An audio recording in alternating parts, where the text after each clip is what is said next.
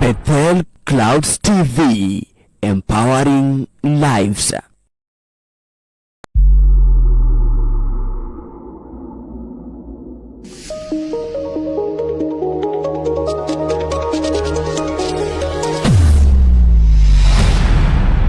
Bethel Clouds TV, empowering lives.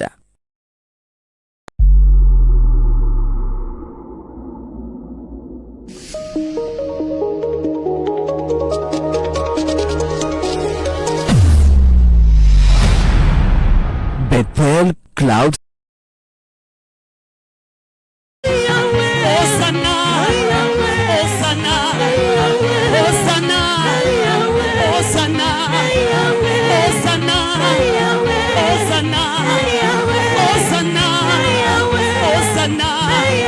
Tunalibariki jina lako, tunalibariki jina lako, tunaliinua jina lako, tunaliinua jina lako, tunaliinua jina lako.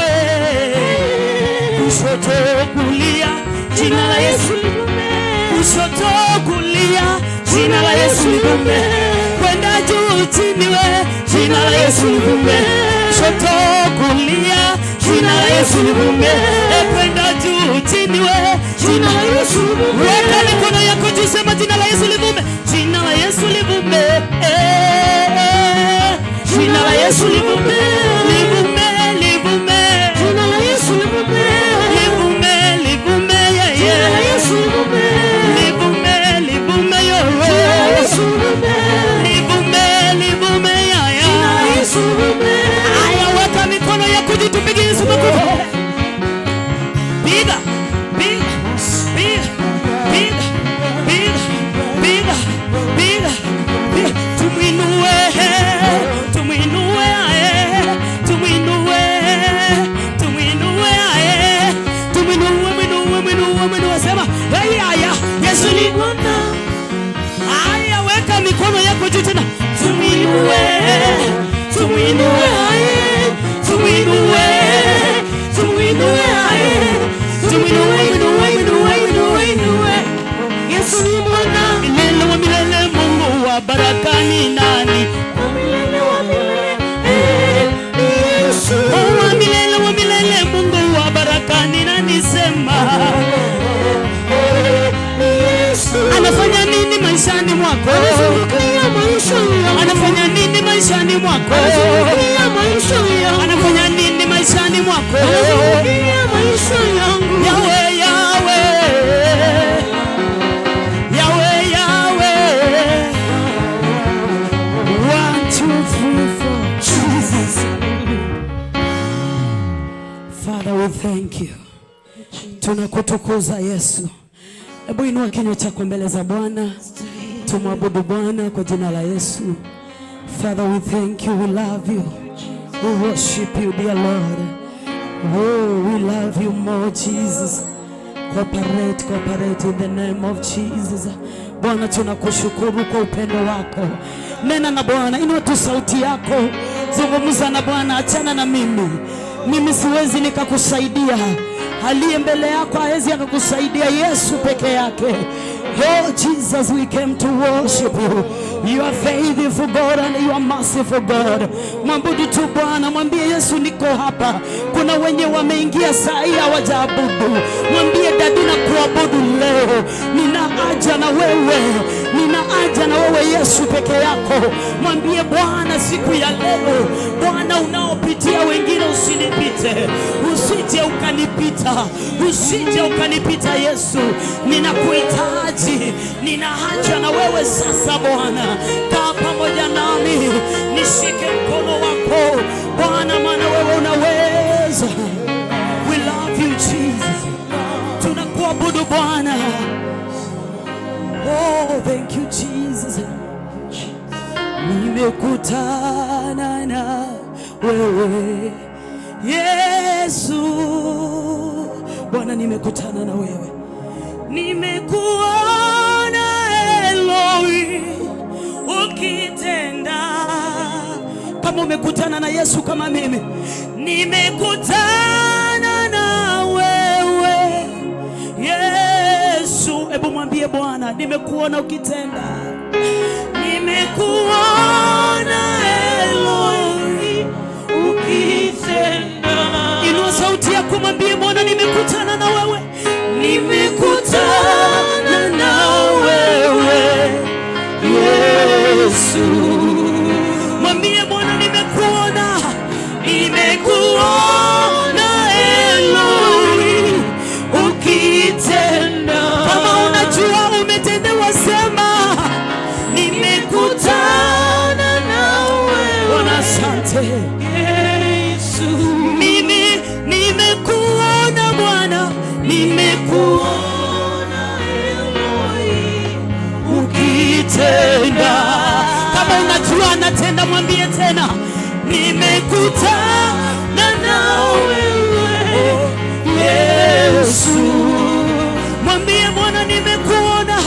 Nimekuona Eloi ukitenda. Mwambie tena, nimekutana. Nimekutana na wewe Yesu. Nimekuona wewe. Nimekuona Eloi ukitenda. Kumbuka alikuponya wewe. Nimekutana na wewe Yesu. Nimekuona wewe. Nimekuona Eloi ukitenda. Thank you Jesus. Kama hujakutana na Yesu, kubali leo akutane na wewe. Maana mimi nimekutana na Yesu katika shida zangu, katika magonjwa. Nimemuona Yesu akiponya. Kama umeshuhudia Yesu, mwambie Yesu, nimekutana na wewe ukaponya maisha yangu. Nimekutana na wewe ukaponya watoto wangu. Nimekutana na wewe biashara yangu ikapona. Nimekutana na wewe, sasa niko huru.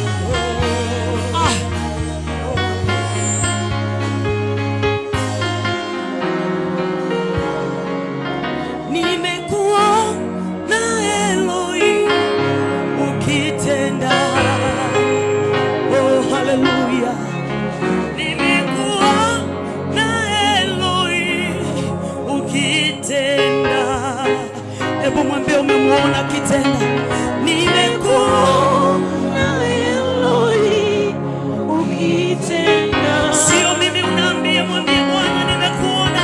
Nimekuona Eloi ukitenda.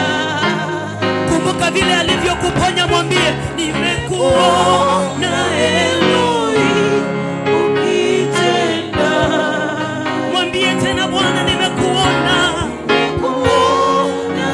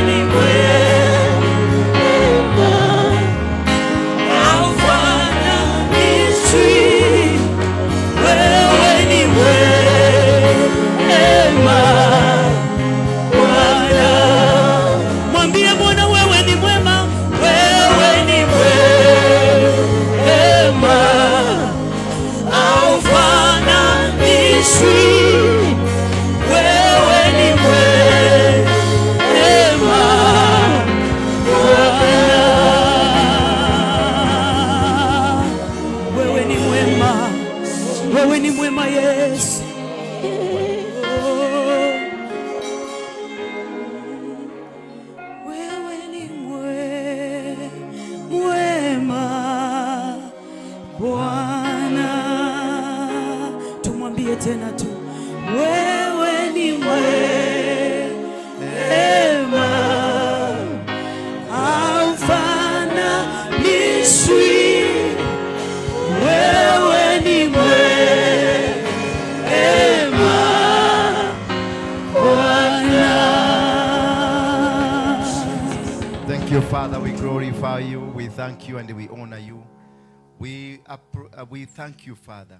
We give you glory again. Thank you for this service that you've given us again.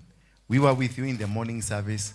Now that, God, you are going to guide us through another service, we ask you, Father, that you bless us.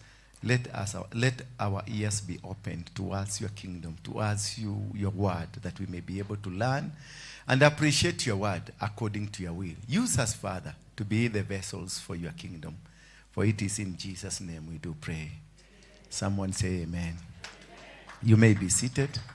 Thank you. Thank you very much. Thank you once again for those who have just joined us. Thank you. We have had another service in the morning, na tumekuwa wazuri na tumebarikiwa. We are in the topic of recapturing what? Your destiny. Recapturing what? Your destiny. Bwana asifiwe sana. Kunaweza kuwa kuna wachungaji hapa? Simama kama mchungaji, simama tu. Simama. Sijui kama mmepatiwa nafasi ya kusalimiana. Basi endeni mkae pale. Chukua begi zenu. Waongezeeni tu viti, msitoke. Nyinyi ni wenyeji. Mtu atokangi kwa nyumba yake. Ngolewa tu. Nao ndio mnawachuga. Unajua wachugaji wanataka kuchugwa. Sasa nyinyi mtakaa nyuma, wakae. Waongezee viti. Watu wa protocol, mumeanguka hapo kidogo. Tena uliguza. Ai. Asante.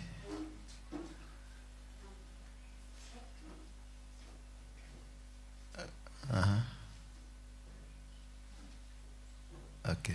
Mmetosha? Thank you.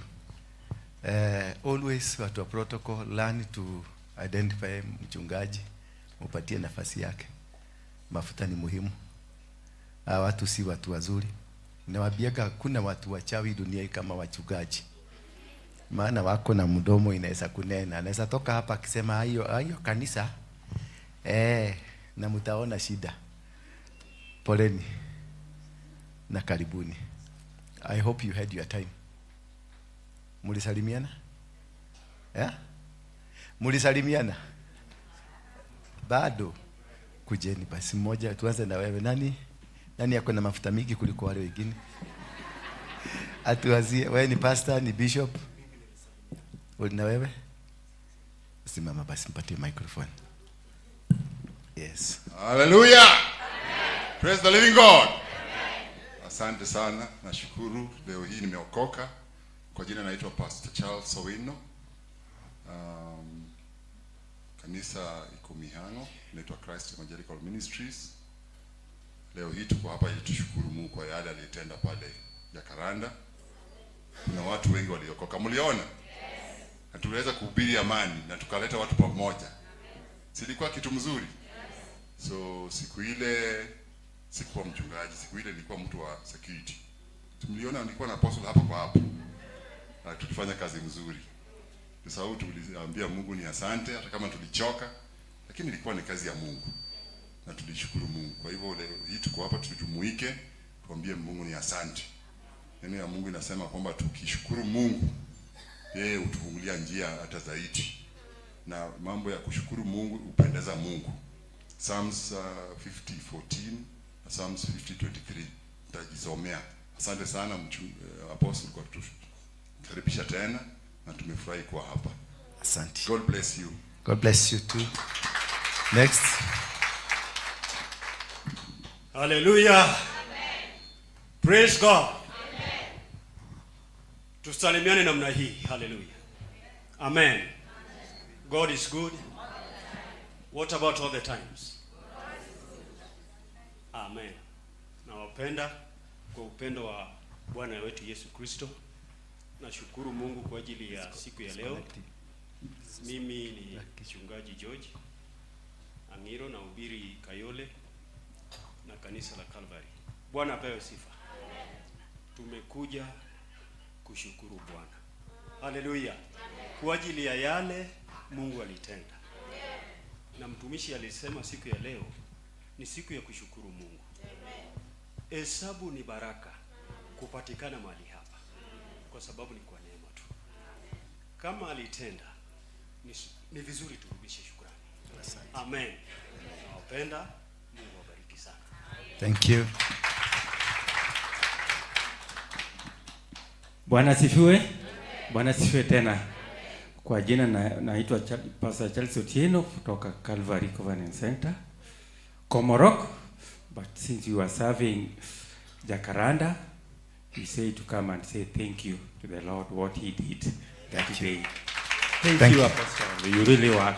Yes. Thank you. Thank God you very bless much. you. God bless you. Thank you. Bwana Yesu asifiwe. Tulikuwa tumejitaja hapo mbeleni lakini apostle hakuwa. Kwa majina nimesema naitwa Pastor Mary. Niko pale CFF Donom. Na nimekuja kushukuru kwa sababu ya Jacaranda. Hiyo siku sikuwa pastor, nilikuwa security. Tulifanya kazi mzito sana mahali pale. Kwa hivyo tumekuja kuambia Mungu ni asante kwa yale alitenda mahali pale. Kwa hakika Mungu alitenda. Bwana asifiwe sana. Amen. Mungu akubariki sana apostle. Asante. Kwa kazi njema ambayo unafanya. Thank you. Thank you. Bwana asifiwe. Ya nilikuwa nimesalimiana, naitwa Apostle Barnabas, nimeokoka, Kristo ni Bwana. We have come to thank God. Thank you, man of God. Thank you. Be blessed. Amen. Thank you very much. Asante sana. Mungu awabariki watumishi. Mungu awabariki watumishi kwa sababu ya kazi nzuri ambayo tulifanya huko Jacaranda. Hata kuitika wito kukuja. Najua kuita mapasta wakuje wengi hivyo. It was a strange thing. Sijaiona hivyo. Maana wengine wanasemaga sijaokoka vizuri. So I was mesmerized kuona the big number of pastors that came there, and I was so happy. Bwana Yesu asifiwe sana. That was just the beginning. Kesho tuko na ibada nyingine hapa. Sijui mliambiwa? Yep, all the men of God tutakutana hapa saa 4 asubuhi. We have our service, then on Friday tutakuwa na service ya magoons. Magoons wangu tutakuwa na service hapa on Friday, also a Thanksgiving service. Today we have a Thanksgiving service, tomorrow Thanksgiving service, on Friday the same thing. We must give thanks to God because whatever he did ni kitu hata mimi sijai comprehend, hata saa hii haijaikia vizuri nione ni kama ni sisi ama si sisi. Unajua siku moja niliambiaga watu tutahubiri na chopa. Niliwaambiaga siku moja. I didn't know it was that soon. Mimi nilikuwa nafikiria tukikuwa na miaka 70 hapo ndio tutafanya hivyo maneno. I didn't know that in our young church we can be able to do that quickly. This church is not very old. Sio kama zenu Calvary. Si kama CFF, watu wa CFF. I was ordained in CFF na Harrison. Na Harrison aliniambia nifugue kanisa mara ya kwanza, akaninunulia vyombo, nikazipatiana baa fulani maana niliona ni ujinga na niambia. Nikazikunywa pombe. Hata saa hii kuna pesa yangu imebaki hapo. Maana hizo vyombo niliuza shilingi 1,000. Alinikuwa amenunua 1.5. Sasa nikauza 800. Sasa nilikuwa naenda naitisha ile pombe inaitwa Hennessy. Unajua Hennessy ni expensive, ni 6,000 1 liter. So ndio nilikuwa nakunywa pole pole na wanaandika. Nakunywa mpaka sasa hivi wako na balance yangu ya 400,000. Lakini nilienda kuwaitisha wakasema tuliagana ni mchupa. Meza kitu. So nikamwambia niliwacha. Wakaniambia kama uliwacha basi wachana na kila kitu. Nikawacha. Sasa ilibidi hizo vitu naendaka nazichugulia hapo. Naona hizi ni vitu zangu lakini siwezi kuuza maana kulikuwa na maagano. Bwana Yesu asifiwe sana. Lakini baadaye tena alijua na akaninunulia zingine. This man forced me mpaka nihubiri. Bwana Yesu asifiwe sana. Na tulipofungua pale City Stadium akakuja na akatutabiria tunahama kule tuende kwingine. Na tumekuja hapa. Na we thank God that we have started now making things na zinafanyika. Nitolee mtungi. We have started making things na zinaonekana. Na tunashukuru Mungu kwa sababu ametutendea. Kwa hivyo kesho Monday at 10 we are going to have Pastors Fellowship, and which will be permanent. Which will be permanent completely. Tutakuwaga na fellowship ya men of God. We want to have as many as possible. As many as possible. Sema as many. And we are going to select a day that tutakuwa na kesha ya pastors. Watakuwa wamekuja hapa. This is not a church, men of God. This is an altar. Yeah. A church ni kama hizi muko nyinyi Calvary na hiyo ingine. This is an altar that anybody can come and worship God here. Anybody. Hata Muislamu amekubalika. Hata Muislamu amefanya nini? Amekubalika. Hata mchawi anakubalika. Maana akiingia hapa hawezi toka kule na uchawi. Hawezi. This is an altar of God, like kama ile as King Solomon, where anybody can come. Ukuja unaabudu saa 7, saa 9 usiku, we are open. Tunakuja tunaabudu, unaenda. Unaomba, unaenda. And that is the purpose of this. That's the purpose ya hii nyumba. Ni madhabahu, an altar of God. That is why we try to keep much fire. And ndio sasa nimeprogram tutakuwa tukikuwa na wachungaji. We are going to have a nice day in the course of the week. Tunakuwa either ni Monday watakuwa kikuja hapa, tunajua hiyo imekuwa booked for men of God. On Tuesday tunakuwa na timu nyingine for men of God, for other people. On Wednesday tunakuwa na another team. On Thursday inakuwa na another team. On Friday mimi nataka kudini na Friday ya goons. Every Friday tutakuwa na goons hapa. Tunatoa goons za Kawagware tunalete. Goons za Kagemi tunalete. Goons za Githurai, nini unafanya? Goons za Githurai tunalete hapa. Until they change. Until they come back to God. Bwana Yesu asifiwe sana. Hawatatumika tena kwa madhabahu ya shetani. Kama tumeinua madhabahu hapa, i control the whole nation na i control Afrika mzima. Bwana Yesu asifiwe sana. Na hiyo ndio tunaomba. Na mtusaidie kuomba. We have started an intercessory team ya men of God, takuwa tukikuwa tuna intercede, tunaomba until we change this city back to God. We'll be having an women conference. Ni mwezi wa 8 tarehe ngapi? 29. We'll be having a conference ya women.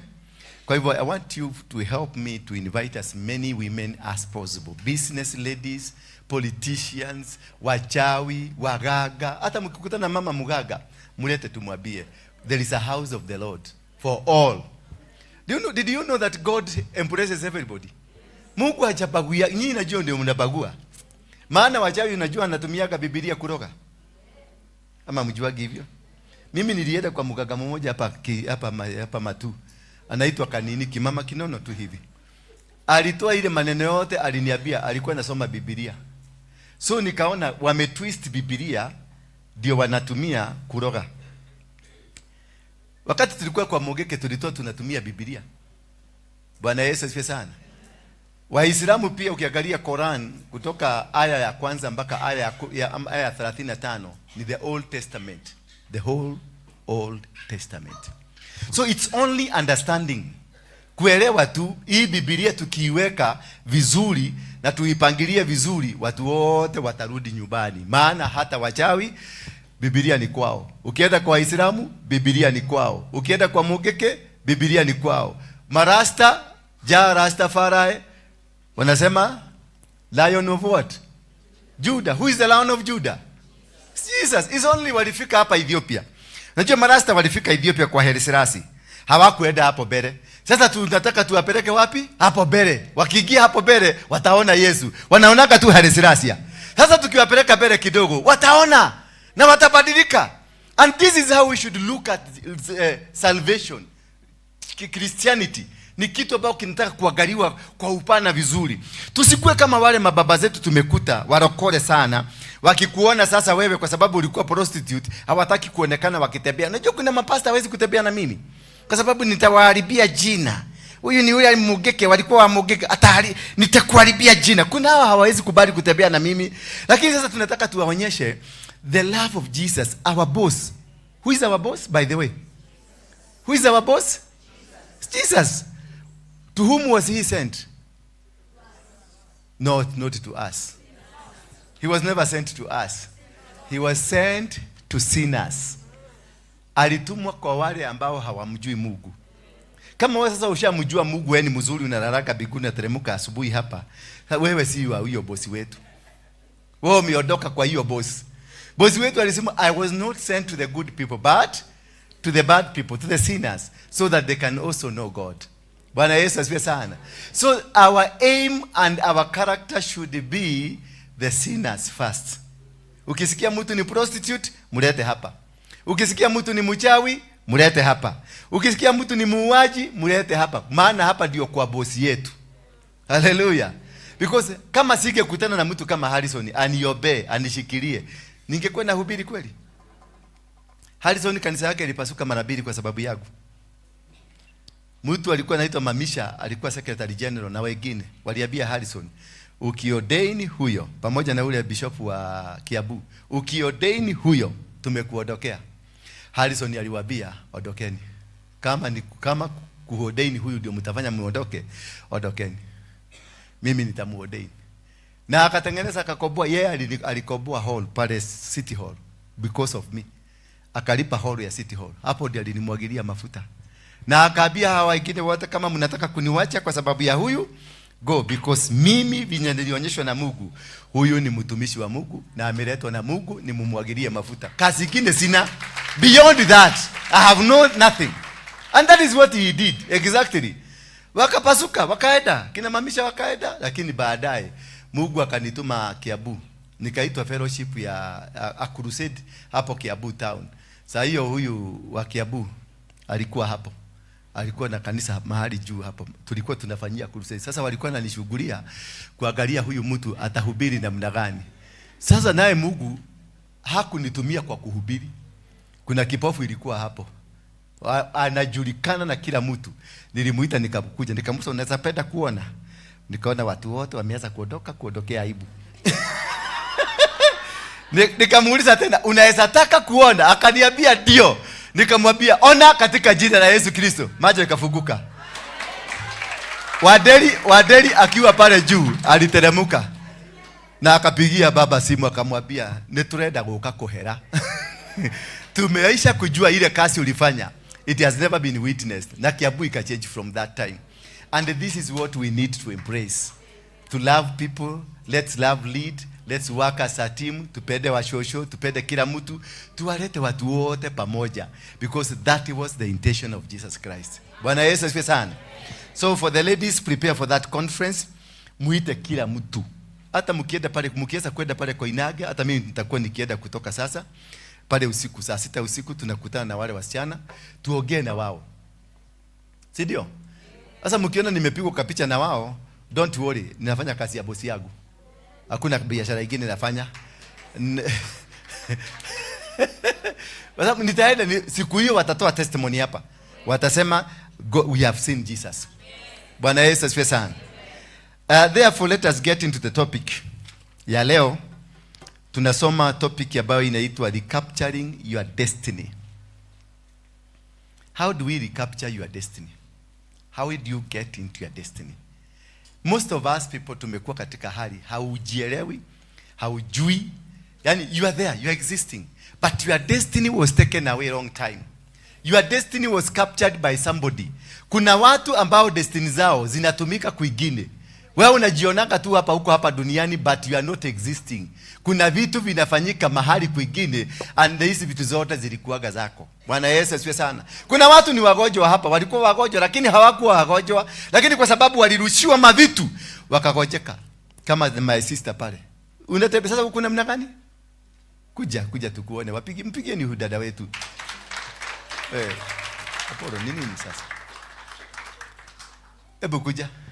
Huyu mama alikuja juzi tu hapa na machuma mbili ya kutembea. Unaona venye anaruka stairs, ruka tayo, ruka tena. Tembea tena. Yeah. Huyu mama hagetembea hivyo. Simama tu hapa, acha unaenda wapi tena? Ama unasikia tu kwenda? Yes. Unaigwa atia? Unaigwa kogosha? Naigwa kogosha, nimegosha leo, nimedance hapo. Umeweza? Nimeweza. Yeah. Na mwili unasikiaje sasa? Mwili nasikia imerudi nguvu, nimeweza kutembea kutoka Konje. Kuna mchanga nilikuwa nataka kuchukua kazini, nikaenda nikachukua, nikatembea nikarudi mpaka huko. Unatembea na unarudi? Nimetembea bila miti hiyo. Yeah. Na ulikuwa unatembea kilomita ngapi? Nilikuwa natembea kutoka kwa chuma. Sijatembea, nilikuwa nachukua like 10 dakika 5 naweza narudi kwa nyumba. Na kwa kitanda. Unarudi kwa nyumba kwa kitanda? Hadi kutembea ni kufunzwa, nilifunzwa na daktari. Na sasa umeenda mpaka Koja? Nimeenda kutoka kazini nikakuja mpaka Lilwe Bunge, katoka Bunge nikarudi mpaka hapa. Wewe ni mfanyikazi wa Bunge? Mimi ni mfanyikazi wa Bunge, ni sajari nilifanya. How the devil can destroy you. Yeah. Huyu ni mfanyikazi mkubwa wa Bunge. Unanielewa? But she could not be able to walk. Ulifanyiwa operation ngapi? 2 operations. Mguu na roho. Pole sana. God bless you. Umepona. Na Mungu akurudishie, na kurudishia nyama. Kaa hapo nikurudishie nyama zako zote. Yes. Unone. In Jesus mighty name. Yes. God bless you. And this is the God we are serving. Thank you. Thank you. This is the God we are serving. Just like that. Alikuja hapa last week. Alikuwa anatembea 5 yards. Anakaa chini kwanza. Kuchoka. Roho haitembei, inakataa. Sasa mwangalia ameenda mpaka Koja na hajatembea na hiyo miti. Hiyo miti nilimwambia waachie hiyo miti hapa. Atembee bila miti. And she is standing. Na alikuwa ameambiwa for the next 20 years atatembea hivyo. For the next 20 years. Nikamwambia hiyo ni story ya hao. Hebu tusikie story ya bosi yetu inasema na bosi akasema kutoka sasa atatembea. Bwana Yesu asifiwe sana. And this is what we are. This is what we need to do. Hallelujah. Wangapi tulikuwa Jakarada? Wow. God bless you. Hata watoto mlikuwa Jakarada? Mliona nini kijakarada? Mliona ndege? Chopa. Next time utaenda na hiyo chopa. Bwana Yesu asifiwe sana. Hakuna wahubiri. There is one challenge I want you to bear in mind. There is no way Ruto na watu wake ambao hata wajui maana ya kanisa ni nini wanatembea na chopa 3. Na wewe unatembea mguu na wewe ndio unajuana na Mungu. And your God unasemanga your God is the one of what? Silver and gold. Na unatembea mguu kama nyoka huko chini. Wakati watu hawajui hiyo Mungu wanapita huko. We must refuse that. And we must bring that change. Our Jesus hatahubiriwa na mguu. Our Jesus hatahubiriwa na chopa, na ndege, na kila aina ya anything that is capable. Ile kitu itakuwa sio yao, na si kubebele sana. Ni kuambia nataka kutumia hiyo chopa na inatumika. Bwana Yesu asifiwe sana. Hakuna mabebele sano. We have to take over. It is a revolution. We have to showcase our God. Sio kuliaga hapa tunasema our God is the owner of silver and the gold. Na hauna chakula, uhotete takiria. Jaa imekukula bako na redaga hivi kwa sababu ya jaa. Watu wanafikiria ni Holy Spirit yako ndani yako. Kumbe ni matumbo imeshikana na mgogo. It is very shameful that you are talking of a great God who is not seen. Our God must be seen at whatever case. Mimi sikuagi na breki na gia ya kurudi na huko nyuma. Wakati nilikuwa Mogeke, nilikuwa nakaa maisha mzuri.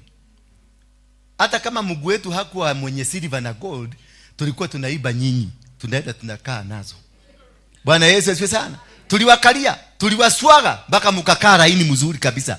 The same zeal I must have it here. Because now I am in the right place. I am in the right God. I am in the right place doing the will of God.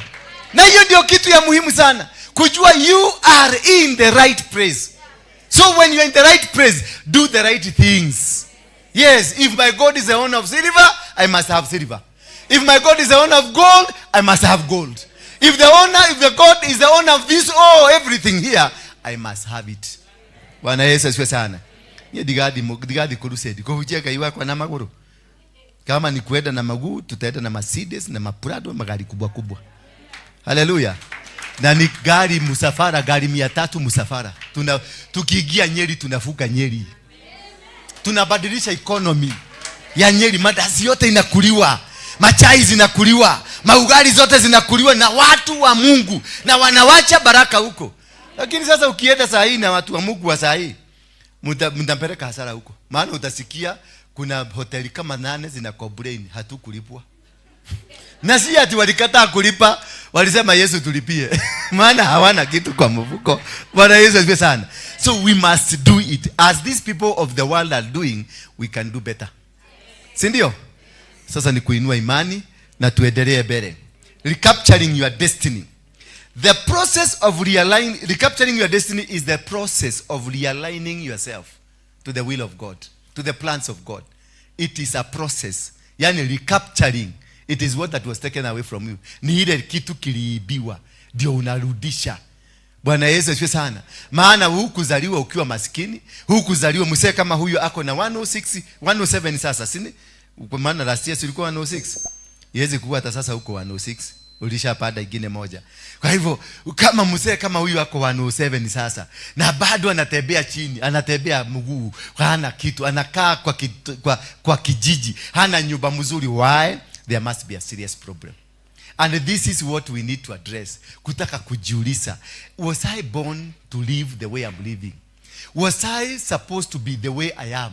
Why are other people? Ni kwa nini watu wengine wanaendesha magari?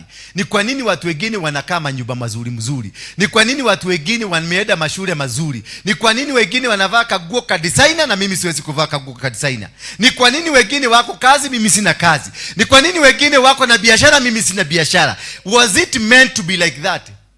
Nilipangwa hivyo? Kama nilipangwa hivyo, then the book of Genesis inasema, and God created man in his own image. And let us make man in our own image. In the likeness of God, man was created.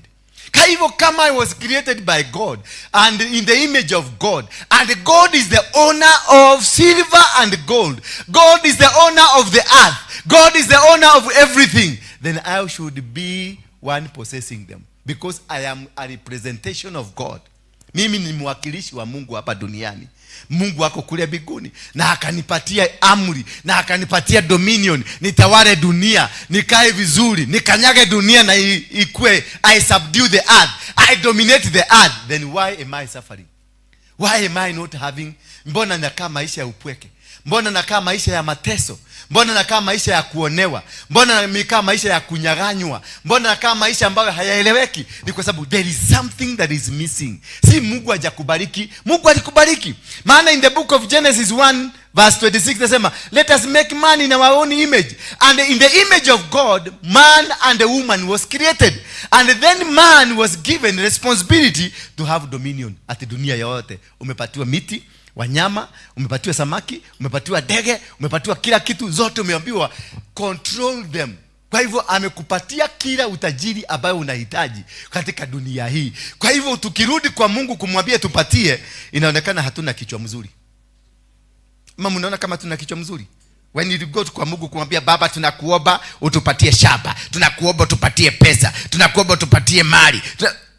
Wewe ukiangalia ukisoma hii, then God said, let us make man in our own image, after our likeness, and let them have dominion over the fish of the sea, and over the birds of the heavens, and over the livestock, and over all earth, and over everything creeping in things that creep in the earth. We have dominion ya utajiri. Utajiri inatokanga wapi? Hapana. Utajiri haitokagi kwa Mungu. Hapana. Utajiri tuko nayo, alitupatia. wakati alikupatia samaki uitawale, akakupatia ndege wa angani utawale, akakupatia mti itawale, akakupatia kila kitu utawale, what again are you going back? Unaenda kutafuta kwa Mungu nini? Halo, nataka sasa tufikirie kama watu, wacha kufikiria kama Mkristo. Nataka tufikirie kama watu, tujiulize, Mungu alikupatia, tusome, tupatie Kiswahili ndio shosho waelewe. Tupatie Kiswahili tafadhali ndio waelewe vizuri, kwa sababu kama tuliambiwa, tulipatiwa hizo vitu zote, tukapatiwa mali zote za dunia, na tukaambiwa you have dominion, unaenda kutafuta kwa Mungu nini? Unaona kama una make sense? Hapana, ufai kurudi kwa Mungu, ufai kuitisha Mungu kitu, maana alishakupatia. Anasema kisha Mungu akasema, tumfanye mtu kwa mfano wetu, anayefanana nasi, atawale samaki. Afanya nini? Atawale samaki. Number 2, na wa baharini. Arudi atawale ndege wa angani. Number 3, na arudi atawale wanyama wa kufugwa. Dunia yote na viumbe vyote vinavyotambaa atawale. Unarudi kwa Mungu kufanya nini? Na utawala huko nao.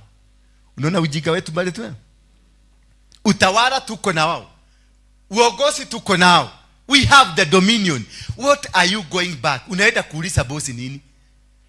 Ndio unaona mnasubuka mara mingi sana, because you should not go back to God. He has already given you. Verse 27 ikarudi kasema namna gani? Verse 27 please. Mungu akaumba mtu kwa mfano wake. Kwa hivyo mimi na Mungu tunafanana. Kwa hivyo ile kitu Mungu anafanya nina uwezo wa kufanya. Bwana Yesu asifiwe sana. Kwa mfano wa Mungu niliumbika. Kwa hivyo kila kitu na decision zote za Mungu nina uwezo, niko nazo kufanya, maana amenipatia vitu za kutawala. Haleluya. Kwa mfano wake. Ndio, kwa mfano wake Mungu alimuumba, aliwaumba mwanaume na mwanamke. Kwa mfano wake Mungu akamuumba mwanaume na mwanamke. Verse 27. Nataka sasa uelewe hapo. 28. Uelewe hapo vizuri ndio uweze kujua ya kwamba already uko na vitu vyote ambavyo vinatakikana. Kama wewe ni masikini, kule biguni unajulikana ni tajiri, lakini kuna makosa umefanya hapa duniani. Mungu akawabariki. Haleluya. Alipowatengeneza akawabariki. Sasa wewe umebarikiwa na Mungu. Na kama umebarikiwa na Mungu, ni nini shida uko nayo? Ulitoa shida wapi? If you are blessed, umebarikiwa, we muradhime. Thena nagu waruta kona ule muradhime. Ana Mungu mwenyewe ndiye alibariki na akasema nimekubariki. Mungu akawabariki na kuwaambia, akawabariki, akawapatia baraka. So you are a blessed person in the first place. Na kama wewe umebarikiwa, hakuna kitu kinafaa kukuchanganisha hapa duniani. Kama wewe umebarikiwa, hakuna kitu kinaweza kuzuia. Kama wewe umebarikiwa, hakuna kitu kinaweza kukurudisha nyuma. Bwana Yesu asifiwe sana. Kama umebarikiwa, wewe ni mtu unafaa kukanyaga dunia hii ni kama ni yako, maana you are carrying the blessings of God. Bwana Yesu asifiwe sana. Then akawaambia muzae. Hello. Hello. Sasa hapo mumeanza interpretation, tuende kwa kitada. Na sasa hiyo ndio ujinga. Hiyo ndio ujinga ile tunakuaga nayo. Aliambiwa muzae, muongezeke. Muzae ni kwa nini? Kwa sababu amekutengeneza ukiwa bego. Haleluya. Si bego ya kuzaana, lakini kuzaana ni kuzuri. Ukiwa na watoto wengi ni wazuri. Mimi niko na watoto wengi na naonaga wamekuja sasa, wanapaka kuja Christmas wataniletea kama 5,000,000. Yes. My product. Alafu tunashana ikeka ya kahesi na taisi siode. Ya sidadi maga. You can see how blessed I am. Bwana Yesu asifiwe sana. Akasema namna gani? Mungu akawabariki. So you are not an ordinary person. You are already a blessed. Umebarikiwa. Kwa hivyo you got no challenge on earth. Nothing can challenge you. Bwana Yesu asifiwe sana. Hakuna kitu kinafaa kukuchallenge. Haufai kulala njaa. Haufai kukosa pesa. Haufai kukosa ndoa. Haufai kukosa shamba. Haufai kukosa kitu chochote katika dunia hii. Because already you are carrying a blessing. Already. From the inception, ulipotengenezwa, ulitengenezwa na kubarikiwa. Kwa hivyo ni nini kinaweza kukuchallenge if you are blessed? Ni nani anaweza kukuroga if you are blessed? Ni nani anaweza kukunyang'anya if you are blessed? Bwana Yesu asifiwe sana. If you are lacking something, you are lacking because there is kuna kakitu umefanya makosa. Kama ile ilifanywa na Adamu na nani? Na Eve. Maana Eve alikuja, Adamu aliuliza uko wapi? Akasema tuko uchi. Akauza nani aliwafanya mlijuaje mko uchi? Kwani mlikula? Akasema tulikula. Huyu mama ulinipatia alifanya nikule. Bwana Yesu asifiwe sana. But there is one point here that you need to understand. You are already a blessed person. Then you have an authority. Kuna maagizo kutoka kwa nani? Kutoka kwa Mungu. Turudi hapo. Akawaagiza, akawaambia. Bwana Yesu asifiwe sana. Nataka underline word by word. Mungu akawabariki na kuwaambia. Akatoa authority, akawaambia. So it is not your command. It is not man's command. It is a command from heaven. He instructed. There is an instruction. Despite you being blessed, there is an instruction. Aba inasema namna gani? Muzae, muongezeke na mjaze nchi na kuitawala. Muzae, muongezeke na muweze nini? Mujaze nchi alafu muitawale. Kwa hivyo already you have a command of dominion. Hallelujah. Kwa hivyo kukosa chakula ni wewe. Bwana Yesu asifiwe sana. Kukosa kaploti Nairobi ni wewe. Kukosa kanyumba Nairobi ni wewe, si Mungu, maana alishakupatia authority to have dominion. Bwana Yesu asifiwe sana. Kisa mujaze. Lakini sasa mnaangaliaga kujaza in the essence of understanding things. Tuna interpret Biblia tunasema ni kuzaa dunia. Hapana, si kuzaa. Ni kutumia akili. Maana Mungu alikutengeneza ukiwa bego. So you need to reproduce. Si ku reproduce sexually peke yake. Yes, it is part of it. Msiniulize kwani anamaanisha nini. Sexually is part of it. Kuzaa. But number 2, brain wise. Kuzaa. Because you are a seed. Every part of your body is a seed. Your hand is a seed. Your eyes is a seed. Your ears is a seed. Your body itself is a seed that is supposed to reproduce.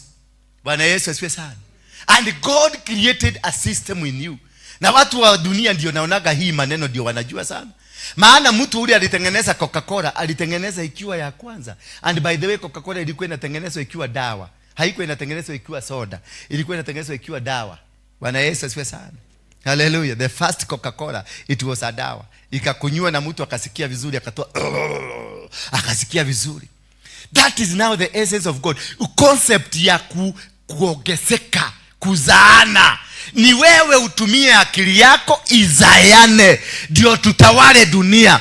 Mtu wa Coca-Cola akatengeneza Coca-Cola moja, kisha akaliproduce, akamultiply the first Coca-Cola, akaongeza ingine, akaongeza ingine. Ukienda mahali popote katika dunia hii, hata ukiangalia World Cup, utaona Coca-Cola ndio inatawala dunia mzima because of the multiplication. Ile Mungu alisema hapa, alikupatia akili. Hakukupatia sexual organ peke yake ya kumultiply, alikupatia mpaka akili ya kumultiply. Akakupatia mikono ya kumultiply, akakupatia miguu ya kumultiply, akakupatia masikio ya kumultiply. Lakini sasa sisi tunakuamilia kwa moja. Na ndio imetuletea shida. Bwana Yesu asifiwe sana. Tumia zote, tumia miguu, tumia mikono, tumia akili, tumia macho na tumia masikio, na utaona mambo yako itakuwa mzuri. He has given you power. And that's why he say, I blessed them. So you are not an ordinary person. You are not an ordinary folk. You are already blessed. Whatever you touch with your hands, itabarikiwa, maana wewe ni mbarikiwa. Whatever you do with your legs, itabarikiwa, maana wewe umebarikiwa. Ndio kwa maana amemwambia Joshua, mahali utakanyagisha mguu utamiliki, maana you are carrying a blessing. Bwana Yesu asifiwe sana. Kitu yote utaguza kwa mikono yako ni kitabarikiwa, maana already you are a blessed person.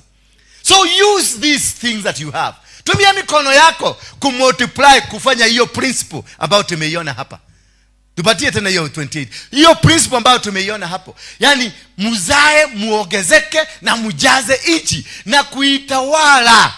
Sio kujaza tu peke yake, hata kuitawala, mkatawale, mkaiongoze na mkafanye vitu vyote katika duniani. Alikupatia utajiri wa kuwa na kiti, masofa set na manyumba, lakini hakukupatia nyumba. Ama alikupatia nyumba? Hakukupatia. Akamekupatia kiti, uliona kwenye ndoto viti vizuri, masofa set mazuri, ama magari makubwa mazuri, lakini hizo vitu zote hakukupatia. Atishika ndio hii. Hapana. Kama ni gari aliificha ndani ya mchanga, utumie akili, uchome mchanga ikuwe chuma. Bwana Yesu asifiwe sana. Kama ni kiti alikificha ndani ya mti. Akatutumia akili, ingia kwa hiyo mti toa kiti. Kwa hiyo mti toa nyumba. Kwa hiyo mti toa kitabu. Kwa hiyo mti toa, kwenye mti kuna vitu vingi vimefichwa huko. Kwa hivyo alitaka utumie ubongo ule amekupatia. Sio sexy. Lakini wajika hapa tunasema jasa. Na si atitigwa kujasa huko bego. Hapana, ni sawa, hiyo ni part ya hii. Na nika kitu kimoja, kuna vitu vingi vimepatiwa. Bwana Yesu asifiwe sana. Katika kutumia ule ubongo utatoa kiti kwenye ndani ya mti. Kwenye ule ubongo utatoa hii chuma hiki unaona imetoka bado kwenye mchanga. Bwana Yesu asifiwe sana. Hii carpet unaona imetoka kwenye mchanga. Hizi manyumba unaona mawe hizi, kuna hii nyumba imejengwa ni nyumba ya gorofa. Mungu alikupatia nyumba ya gorofa, lakini aliiacha kuwale kule Darugo. Hakuilete hapa. Aliiacha Darugo. Alafu akaipeleka hiyo pati nyingine, akaipeleka kule Ukambani kwa mchaga. Hiyo pati nyingine akaipeleka kule kwa forest kwa miti. Unakuta hii nyumba amekupatia, lakini ameiweka kando. Utumie akili uilete. Bwana Yesu asifiwe sana. Na hiyo akili ndio tunafaa. That is now regaining, recapturing your destiny. Because your destiny was not given to you. It was hidden somewhere. Mtu mwingine mkora mwerevu, mtu anajua kuiba nyota, akaigia na akatoa kiti yako huko. Akaigia na akatoa gari yako. Gari yako iko kwa mchaga, walinenea mchaga. Maana gari yote inatembea kwa barabara ni mabati na chuma. Chuma inatoka kwa wapi? Inatoka kwa mchaga. So you don't need to go looking, praying to God akupatie gari. You need to access the code ya mchaga. You need to know what is the code ambayo inaweza kunichomolea gari kutoka kwa mchanga. That is why we speak to the soil. Oh earth, hear the word of God. Nipatie mali yangu, nipatie pesa zangu, nipatie nyumba yangu, nipatie watoto wangu, nipatie vitu vyangu bana. Vitu vyote vimefichwa ndani ya mchaga. If you can be able to understand that principle. Hii shida ya kushida ukilia ati sina pesa. Pesa ziko, ni kufichwa, zimefichwa. That is why your destiny is. That is why mali yako iko. That is why whatever that you want iko hapa chini. Iko na wewe. You are walking, unakanyaga. Ndio maana alimwambia Joshua, mahali utakanyaga utamiliki. Utajiri wote nimeiweka kwa makanyago yako. Bwana Yesu asifiwe sana. Hallelujah. Sijui kama tunaelewana. Na akamwambia muzai na muongezeke. Utaenda upata huyu mtu wa Donald, inaita kwa Donald. McDonald alitengeneza kamukate kamoja tu, lakini kwa sababu alisoma Biblia. Najua nyinyi wa Kristo hamjui kusoma Biblia. Mnataka pale utabarikiwa. Mnaenda kubarikiwa. Maisha yenu inaenda aje sasa bila kuelewa kule vitu ziko. Ndio nikwambie gari inakuja, lazima nikwambie gari haikujagi. Hakuna gari ya mtu imewachwa kwa barabara. Ati utapata gari kwa barabara upate muujiza. Hapana, gari ni ujue kuongea na mchaga ikupatie gari. Maana gari, mchaga ndio mwenye gari. Hii kaguo nimevaa ni kama mchaga. Niongee na mchaga kanipatie kaguo kasuri. Bwana Yesu asifiwe sana. Mama yule niko naye ni mchaga. Niongee na mchaga inipatie mama. Na mama aongee na mchaga ampatie Bwana. Bwana Yesu asifiwe sana. Maana kila kitu kimefichwa. Ndio kwa maana unatumia akili. Hivi viungo vyote Mungu alikupatia, ulipatiwa ndio vitumike, na vikitumika vitakupatia vitu zake. Bwana Yesu asifiwe sana. Akarudi akasema, inchi na muitawale inchi. Sio just kukaa hivyo, kuitawala ni kukula na kuenjoy hizo vitu za inchi zote, maana amekupatia. Enjoy the life. Enjoy everything. Have your fun. I have given you the power to rule, the power to have dominion. Uko na dominion ya kila kitu. So don't worry. Ati hakuna mali, hakuna kitu kimewachwa buguni. Wacha kwenda kwa Mungu kuitisha Mungu. Hakuna kitu amewacha huko. Kule ni yeye tu anakula na jivinjari, anakula ma breakfast zake na tukuku twake huko, na kile kitu anakulaga huko juu. Yeye huko maisha yake iko mzuri pale. Wachana na Mungu. Soma kitabu vizuri, uelewe mahali alificha vitu zake, uende utafute. Bwana Yesu asifiwe sana. Acha kushinda ukisubua Mungu, baba, unaona venye niko na njaa. Baba, unaona watoto wangu wako kula jana. So what? Alikupatia na akakwambia amekupatia mamlaka utawale. Kwa hivyo kama huna chakula ni ujinga uko nao. Kama hauna kanguo kazuri ni ujinga uko nao. Kama hakuna kitu hauna ni kwa sababu hujui kwenda kutafuta. Wewe ni mzembe. You don't even understand you are a blessed person. You don't even understand that you are a glorious man of God. You don't even understand that you are not an ordinary person. Haleluya. Wewe ndio ulipatiwa utawala, wanyama hawakupatiwa, hata malaika hawakupatiwa what you have. You are more superior than angels. Bwana Yesu asifiwe sana. Hapo akamwambia mtawale samaki wa baharini. Na mpaka samaki unaambia utawale samaki. Kwa hivyo ufai kulala njaa maana samaki wako. Haleluya. Ama mlifikia samaki ni za Wajaruo? Samaki si za Wajaruo. Hapana, Mjaruo asikuje kukisia uoga. Samaki ni za mtu wote. Tuliambiwa samaki tutawale za baharini. Ndege wa anga wote tuwatawale, ni chakula yetu. Na kila kiumbe chenye uzima kinachotembea katika dunia ni vyako kwenye utajiri wako. Sasa hii ni ng'ombe. Hiyo umevaa ni nini? Hiyo umevaa? Kiatu hiyo umevaa. Si ni kosi. Ilifichwa kiatu kilifichwa wapi? Kwa ng'ombe. Na wewe unang'ang'ana kwenda kutafuta Mungu akukwambia msaidiane naye na nini? Unahadi kwa sharia gai wake. Unaenda kumtafuta kumsubua kwa nini? Msubue kwa vitu zingine ambaye haviko hapa. Lakini kama hii ati kiatu, uende kwa Mungu kuomba kiatu. Na aliiweka kwa ng'ombe. Si uende kwa bucha aliuchinje ng'ombe. Utoe kiatu hapo ndani. Bwana Yesu asifiwe sana. Akakupatia asali. Aliambia wana wa Israeli, hiyo nchi ninaenda kuwapatia iko na asali na nini? Jamaa walienda kutafuta asali. Kitu ya kwanza walielewa, walielewa, Joshua na Caleb walielewa. Kama kuna maziwa, kuna ng'ombe. Haleluya. Kama kuna asali, kuna nini? Sasa ni nyuki, aliwaambia kule kuna nyuki. Hakuambia kule ati mtaenda muanze kuchota asali. Kule kuna nyuki, mkienda huko mtakula asali. Kule kuna ng'ombe, mtakunywa maziwa. Kule kuna vitu Mungu hawezi akakutuma mahali na akakosa kukupatia vitu katika hali hiyo. You must be given provisions. God is not a God that hana mipango kama sisi. Sisi anaweza kukuambia nenda Mombasa ukafanya kazi, alafu there is no provision, there is no planning. Bwana Yesu asifiwe sana. Sisi kama tunaelewana. Tunaelewana vizuri? Yes. Basi akawapatia ndege, akawapatia kiumbe chenye uzima, hata sisimisi. Ni sisimisi, sinaitangwa sisimisi. Dhigiriri. Ni chakula. Wachaga kukaona kameingia kwa chakula unakaua. Ni chakula. Ulipatiwa. Bwana Yesu asifiwe sana. Nzige ulipatiwa, hiyo ni chakula. Hello. Sijui kama mnanielewa. Hata nyoka ni chakula. Si wa China wanakula nyoka? Wa China kuna sehemu ya China, northern part of China, ukikula busi unakufa. Busi hii tunakula hapa. Ukikula busi unakufa. Iko na sumu. Na sisi tukikula ubwa tunasema tunafanya nini? Kule wao ubwa ndio ile chakula muhimu kuliko chakula kingine. Nilienda huko, nikaenda Shengsheng, nikaenda Padio Guangdong. Mimi nilikula chura bila kujua. Mimi nilikuwa nafikiria ni inaitwa kwa tia. Hii tunaitishanga ya kuku. Hapana, si gizzard. Wings. Nilikuwa nafikiria ni chicken wings. Nikakula vizuri. Alafu nikakuta kulikuwa mpaka na kipande cha nyoka hapo ndani. Nikakula, ni samaki. Bwana Yesu asifiwe sana. Hapa nilienda nikifikiria nitakufa, mimi sikukufa. Mshaina aliniambia good for soup. Iko hapo. Kwa hiyo supermarket, ukienda kwa supermarket ile kioo inawekagwa manyama, utaona nyoka iko hapo ndani ya maji inapita huko, anakuambia this good for soup, this good for meat, this for good for muscle. Kuna kila nyoka kuna ile kazi inafanya. Wale wakati wameenda China. Mtu ameenda China akaniconfirm to me, ushaenda China? Yes, si umekula? Yeah. Hakuna mtu amekanyagisha miguu yake China hajakula nyoka, hajakula chura, hajakula hizi vitu zote mnakataaga. Tumekula, mimi nilikula hapo Guangzhou, nilikula. Maana walisoma Biblia wakajua ya kwamba these things are meant for us. Hakuna kitu kiko na sumu, hakuna kitu kibaya.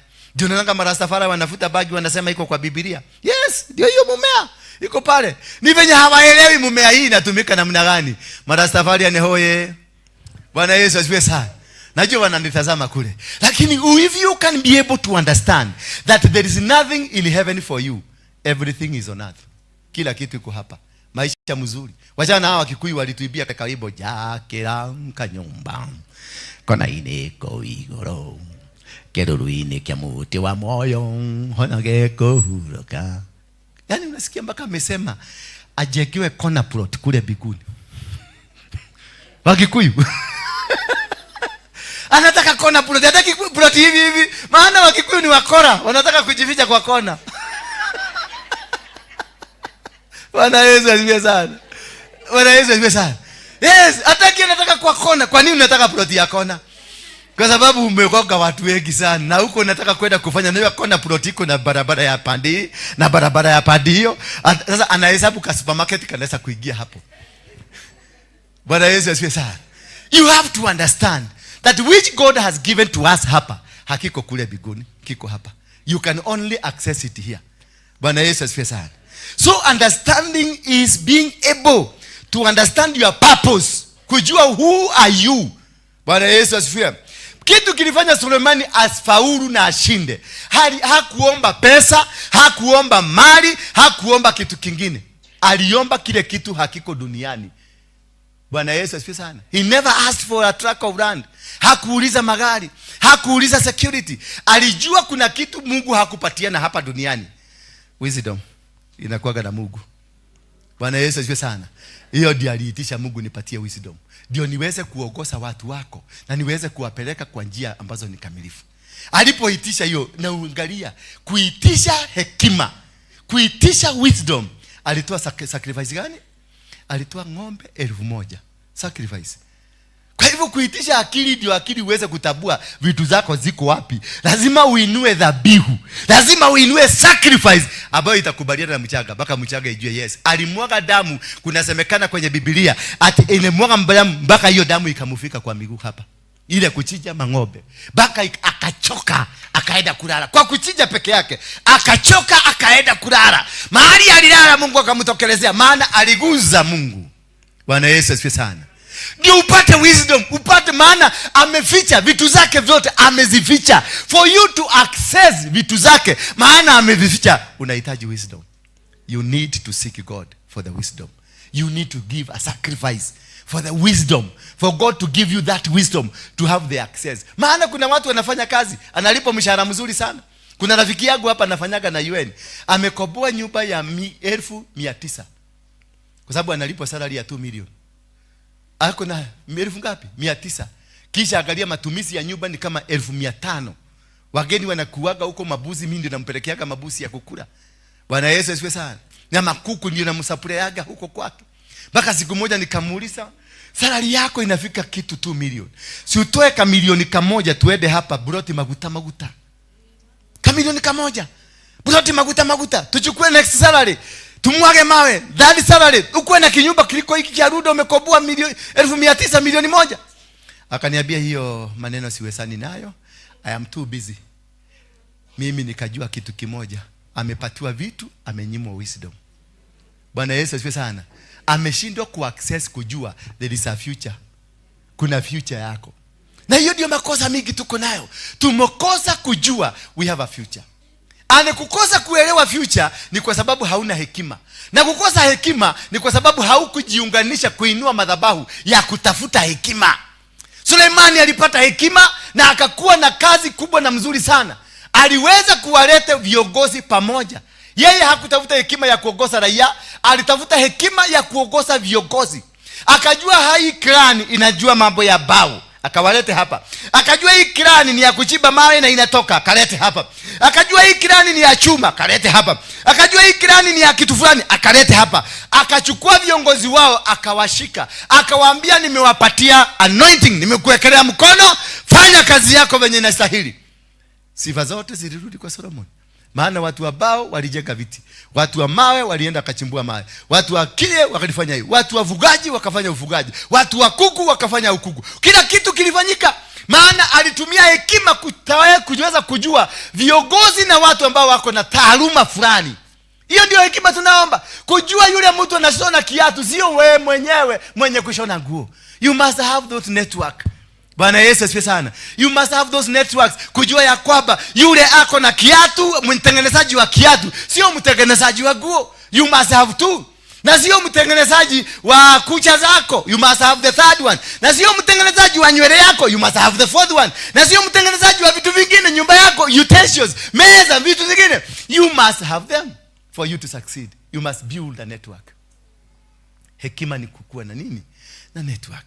Maana ukienda kulima unahitaji mtu ule anahitaji agriculture. Si ndio? Ukienda kulima unahitaji, ukiwa na ng'ombe unahitaji veterinary mwenye anakuja na kupatia advices. Mimi wakati nilianza kufuga mang'ombe, ng'ombe karibu tangu 3 zilikufa, na zilikufa kwa ujinga mdogo sana. Mdogo sana. Maana nilikosa kuelewa. Mimi nilikuwa naangaliaga mamangu nyumbani wakifuga mang'ombe. Naona venye anafanya, anaenda na anatafuta ile miti ingine inaitwa sijui ni mihoithia na ingine mweno, atunachamusha ati ng'ombe imehohita.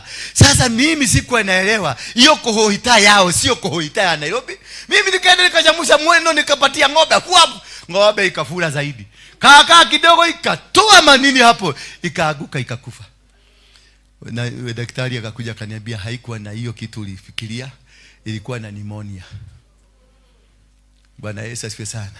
Kwa sababu nilikataa kutumia hekima ya kutafuta ule mtu anaelewa. Mimi nikafuata mama yangu, na mama yangu alikuwa anajua vitu zao, na kuna vitu zao alikuwa anafanya.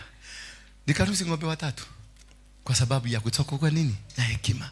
Na watu wengi wamekosa kuishi, watu wengi wamekosa doa, watu wengi wamekosa biashara kwa kutokuelewa wewe umeitwa kwa lengo gani. Kuna watu wameingia ndani ya biashara and they have never been called for business. Kuna watu wameingia kwenye taaluma tofauti na haujaitiwa. Ni kusoma ulisoma, lakini haujaitiwa hiyo taaluma, hauelewi ujuzi. Maana vitu nyingi zinahitaji kuelewa kutoka kwa Mungu. Kunahitaji hekima ya Mungu akupatie ufunuo, akwambie wewe nimekuita kwa ajili hii, na hakika ukienda kuigusa unaona inaendelea na inafaulu. Lakini sasa tunatambaleka huko. Mtu amehubiri siku moja, ameshika microphone siku moja, anasema mimi ni pastor, na haelewi pastor ni mchungaji. Bwana Yesu asifiwe sana. Kumbe ni muinjilisti, anaanza kuchunga kondoo akiziua, anapigana. Mimi nilikaa kwa James Maina Ng'ang'a, huyu baba yangu hapa chini. Nilikaa kwa anipiga vita. Nimefanya kanisa imekuwa kubwa, maana mimi ndio nilimpatia hiyo kiwanja. Nikaokoka, akapata sifa kubwa, maana mugeke kuokokea kwa kanisa yako si kitu mzuri na si kitu kidogo. Sasa yeye alianza kunikemeaga, wewe liana wende. Sasa mimi nalia na yeye, na mimi ndi kiongozi mkubwa. Sasa nakaa hivi na muangalia, na ananiambia nini? Nilie na niende wapi? Maana Mang'ang'a ni muinjilisti. Bwana Yesu asifiwe sana. Sasa alikuwa kila wakati ananiona na makosa. Liana wende. Tetemeka. Mko wangapi? Bwana Yesu asifiwe sana. Kama ningejua ningetoka kwake niende immediately kwa Harrison anilee. Maana tulikosana na Ng'ang'a hapa, na nikamwambia nitakunyorosa. Nilimwambia ukiendelea na hiyo maneno yako nitakutuanga wewe. Si unanijua mimi ni nani ama umesahau? Yes. Kwa sababu nilikaa, alifanya niombe alafu anitume kwa pastor. Kwa kutoelewa taaluma zetu, position zetu, na vile kule Mungu ametuita. That is why we go to nations. Unakuta mtu ameenda Qatar na alikuwa aende Germany. Unaita mtu ameenda Amerika na alikuwa ameenda Uingereza. Ukienda Amerika maisha yako inakwama, lakini ukirudi Uingereza inafaulu. Amerika kuna pesa mingi kuliko Qatar. Wewe ulienda, badala uende Qatar kule ulikuwa umeitiwa, unaenda Amerika. Amerika pesa inakosekana, unaamua kurudi padi hii. Unakutana na mtu anakukonnect, anakupeleka Qatar. Qatar unapata kazi mzuri because there is a call. Bwana Yesu asifiwe sana. For you to get to access the power of God, for you to access what God called you for, because hakuna kitu kinaweza kukuja kwako kama hakijaitanishwa na wewe. Hiyo guo umevaa ni kiwanda kilitengenezwa China, na kilipotengenezwa God had you in mind. Did you know that? Hiyo guo umevaa ni kiwanda kilitengenezwa China, and kikitengenezwa God had you in mind, ati guo yako moja itatoka huko. Na hiyo guo ikakuja ikitoka China, Mgikuyu moja ama Msomali mmoja akaenda Equity akakopa pesa. God had you in mind. Hiyo pesa ndiyo apate mkopo. Mungu alipatiana mkopo kwa sababu yako. You are one of the reason that man alipata mkopo. Ndio aende akuchukulie guo yako ambayo yuko China. Akakuja kuna Mgikuyu hapa kwa store hapa, naye Mungu akamupatia maono, edo koboe store. Ndio hiyo guo ikifika kwa Mchina ikuja kwa store. Na huyo Mungu akapatiwa pesa, akapatiwa nini? Pesa na Mungu. God had you in mind. Ndio guo yako ifike pale. Na wewe kutoka Gong na kutoka Rogai, kutoka Kajiado, ukatangatanga kuja kutafuta guo. Ukapita store 100 ukitafuta guo. Baka bahari ulienda ukasimama ukaona ndio hii. Because there is a connection. Imetoka China na ni connection ya kimungu. You have to have that connection for you to access the blessings of God. for you to access, for you to become prosperous, for you to win battles, for you to conquer this world, you must have the access, the codes. Hizo ndizo tunaitanga codes ambazo zinakuconnect, zinakupeleka mpaka mahali unastahili kukua. Bwana Yesu asifiwe sana. For you to get this, you have to defeat laziness and you have to eliminate distractors. Lazima ushinde laziness. Kwa sababu kama imefika Nairobi na huko Kajiado utaki kukuja Kajiado, itakukujia wapi? You must come. You must go and get a loan so that you can be connected to the buyer. Because kama hautachukua loan ndio uchukue duka, God will never bring that buyer. Because this buyer, hiyo nguo yako umevaa, katika ulimwengu wa kiroho imeandikwa jina yako. Kwa hivyo lazima itakungoja mpaka ukue. Bwana Yesu asifiwe sana. Kuna manguo ziko kwa stall zimewekwa huko zikigoja akili yako irudi timamu ndio uende uchukue. Kuna watu magari yao iko Mombasa kwa port imekwama huko ndio akili yako ikigojea wewe akili irudi sawa ndio uende uchukue. Kuna watu wako hapa wana mabwana na mabibi, mabibi wako hapa wakibeba kuua hapa mizigo hapa. Unakikuta kimzee labda ukiingia hapa simulikutana na kimzee hapo kimebeba mzigo. Kina mama toka. Ukakiangalia kikijido hii. Huyu mwana kenani uwe mudhakari. Anafanya hii kazi kumbe ni bwana yako. Sio mbwa. Ni bwana yako. Na Mungu amekupitisha wewe umuone. Maana Mungu anasema nitakuonyesha vitu zako. Isaiah 45. Nitakuchomolea vitu ambavyo viko ficheni. Vitu ambavyo wameficha nitakuchomolea. Kumbe hicho kibwana ni kitu kimoja kimefichwa. Na huko tunataka baba ninakuomba. Nisaidie na Bwana, nipatie Bwana, nimechoka kukaa. Na Bwana amepitana nayo na hata umemuita kubafu. Hapa tu. Na hata amekugoga na gunia. Ndio umuangalie. Umekataa kumwangalia maana wewe ni special. Kumbe umeshindwa ku identify the code ambayo inaweza kukupelekea kwa watu wako. Bwana Yesu asifiwe sana. That is why we are missing men. That is why we are missing women. That is why businesses tunafungua biashara nyingi zimekufa. Tumefungua vitu mingi havijafanya kazi because we are not connected to the codes. If you get connected to a code, everything will work for you. Bwana Yesu asifiwe sana. Halo, nimengangana na kanisa hapa. Si mnajua hii miaka 2 tumengangana hapa. Tukijaribu kujaza kanisa inakataa. Angalia kiwanja. Sasa can you compare? Kiwanja inajaa inafurika, watu wanajaa, kanisa inakataa. Because my code iko pale. Niende nikazungumzia wale watu. Niende nikabadilishe souls. Niende nikaambia watu wabadilike. Sasa utaona kutoka sasa kanisa itajaa mpaka tutaenda shamba ingine kubwa kwa sababu nimeingia kwa ofisi yangu. Hii ofisi ya hapa ndani ni akina Harrison Nganga. Hawa ndio wanakaaga hapa wanasema, "One. Ogwa nigwa wokere."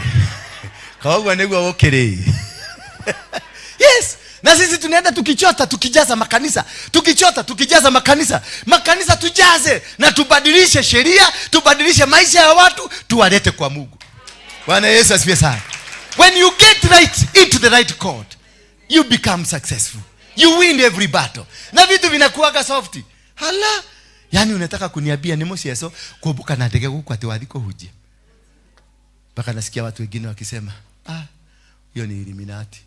Kwa sababu hawaamini ati Mungu wangu wako na pesa. Hawaamini ati Mungu wangu ana uwezo. Hawaamini ati Mungu wangu ndio mwenye silver na gold. Hello. Wacha hiyo, tutakuwa na private jets. Before niondoke dunia hii, nitakuwa na private jet. Tutirethia gatukigiana na Somali ndege-ini. Acha. Ati tena kama Masomali hapa wamepaka ile vitu zao, wamekaa hapa na unajua wamejifukusia ile vitu ananuka, anatoa harufu nyingine. Kwao ni manukato, mimi kwangu si manukato. Sasa tutaenda naye kwa ndege moja kwa nini? Na mimi ni mtoto wa kibiguni. Niende na ndege yangu private kama Ruto. Sana unanga mnasemaga ati Ruto amechukua pesa yenu, amefanya unajirani.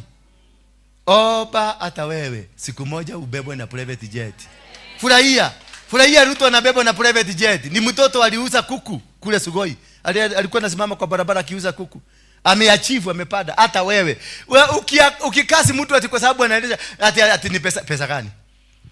Ni pesa ngapi yako amechukua? Uchumi ni baya. Ni kitu gani moja imetoka kwako? Tangu Ruto akuwe president. Kuna kitu kimoja imechukuliwa kwako? Kuna pesa imechukuliwa na serikali kutoka kwako? Ni pesa gani yako unasema amekula? Pastor, ni nini yako amechukua? Si ulikuwa unatembea mguu akikuwa president? Na sasa bado unatembea venye ulikuwa. Sasa ni nini yako moja imechukuliwa? Ukiona mtu amebarikiwa mpiga makofi na waambie Mungu ningetaka kuwa kama yeye. Bwana Yesu asifiwe sana.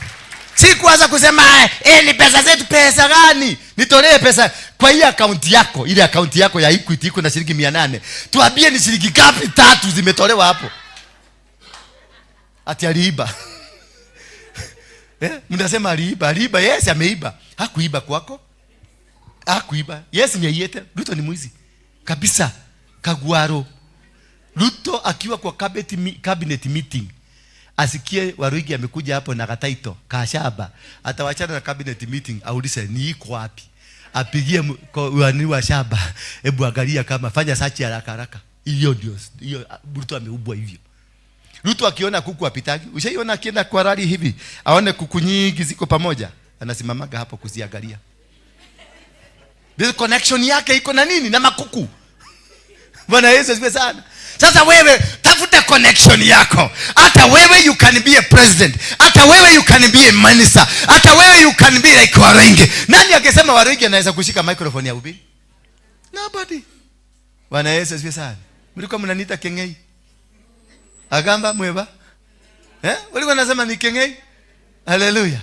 Sasa Kengei ndio mmekuja kusikiliza. Yes, because I am connected. I am connected to my blessings. Just connect yourself. Find a way. Toa sacrifice. Ukitaka kujua your connection. Maana Solomon alikuwa already a king. Solomon was already a king. Alikuwa na security. Alikuwa na magari. Alikuwa na kila kitu. But akajua kuna connection sina. Akaenda kwa Mungu. Akaambia Mungu, niko na kila kitu, maana ninajua kutawala kama baba yangu. Nimekaa na baba yangu. Nimejua wazee wa baba yangu na wajua. I know everything. So what does kila kitu hakuwa nao ni hekima ya kujua kupanga watu. Wenye unaona Ruto anatupanga. Yes, in 6 months tutatoa hii barabara, itakuwa imekamilika. Tumetoa 600 million kwa hii kazi.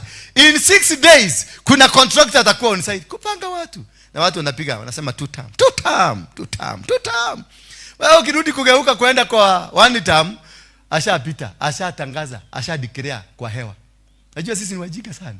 Unafikiria umemshida ati umeenda kwa Mwamonyoro. Hakuna. The moment he declares he is a king, ako na anointing. The moment you two agree, yeye na nyinyi mna agree, yeye ako na mafuta iko juu, ashakukamata. Alafu anawapatia pesa, ashawanunua, ameresi sacrifice. Hakuna kumshinda, mtamshinda. Ni mtu anajielewa, anajua ni nini. Ati toko di hotu ya pesa tushoke to the yes, mtachukua, lakini utadeclare 2 term. Utadeclare. Na yeye atadeclare 2 term. Na wewe udeclare 2 term, arudi awekelee beko yake. Wajinga nyinyi. Ati 1 term, sisi amda. Mkishida huyu mtu mkujia hapa 1,000,000 kila mtu. Mkimshida na hiyo 2 term yenu ama 1 term yenu. This is a man on a mission. Ni mtu anahitaji kuelewa secret za kibiguni za kutoa mtu kama huyo. Si za karatasi. Si za karatasi. Karatasi haiwezi mtoa. Ogoja mtaona hapa. Hapa kwa Kikuyu. Sitaki kumention ni wapi. Hapa kuna watu wako na madevu mingi. Ogojea hapa. Ndio mtaona, ndio mtajua. Hatujui. Bwana Yesu asifiwe sana. Tuko sawa? Umeelewa mahali ulipotelelea?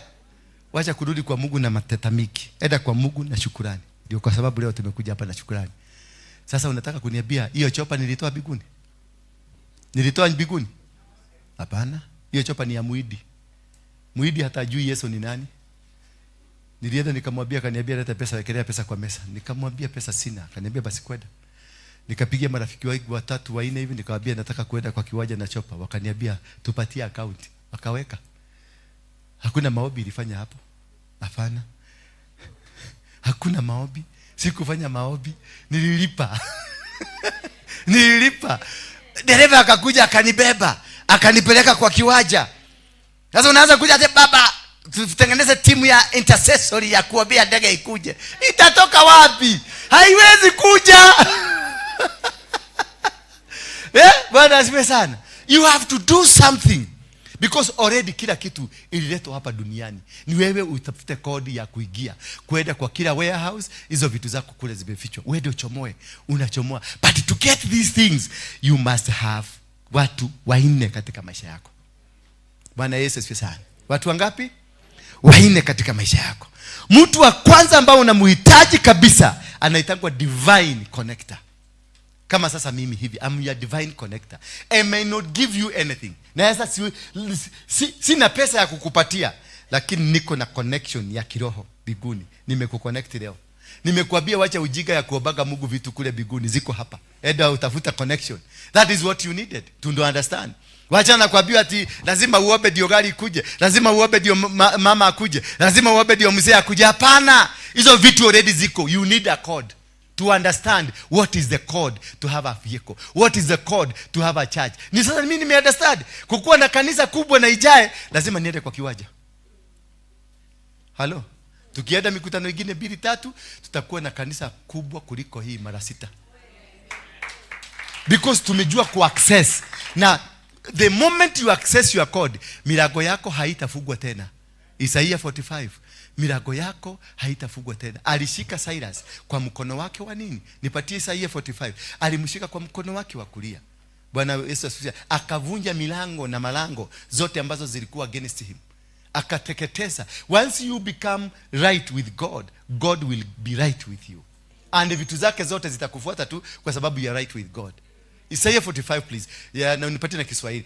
Things when you get connected with God, kila kitu unakutanga biashara unaitiwa bure, unaitiwa pesa bure, unaitiwa kila kitu bure, lakini si bure, kuna kitu ulipada ndio kinafungulisha milango. The Lord tena amenitolea. Tupatie. Yawe anasema hivi kwa Kiro. Kiro ni nani? Ni mtu.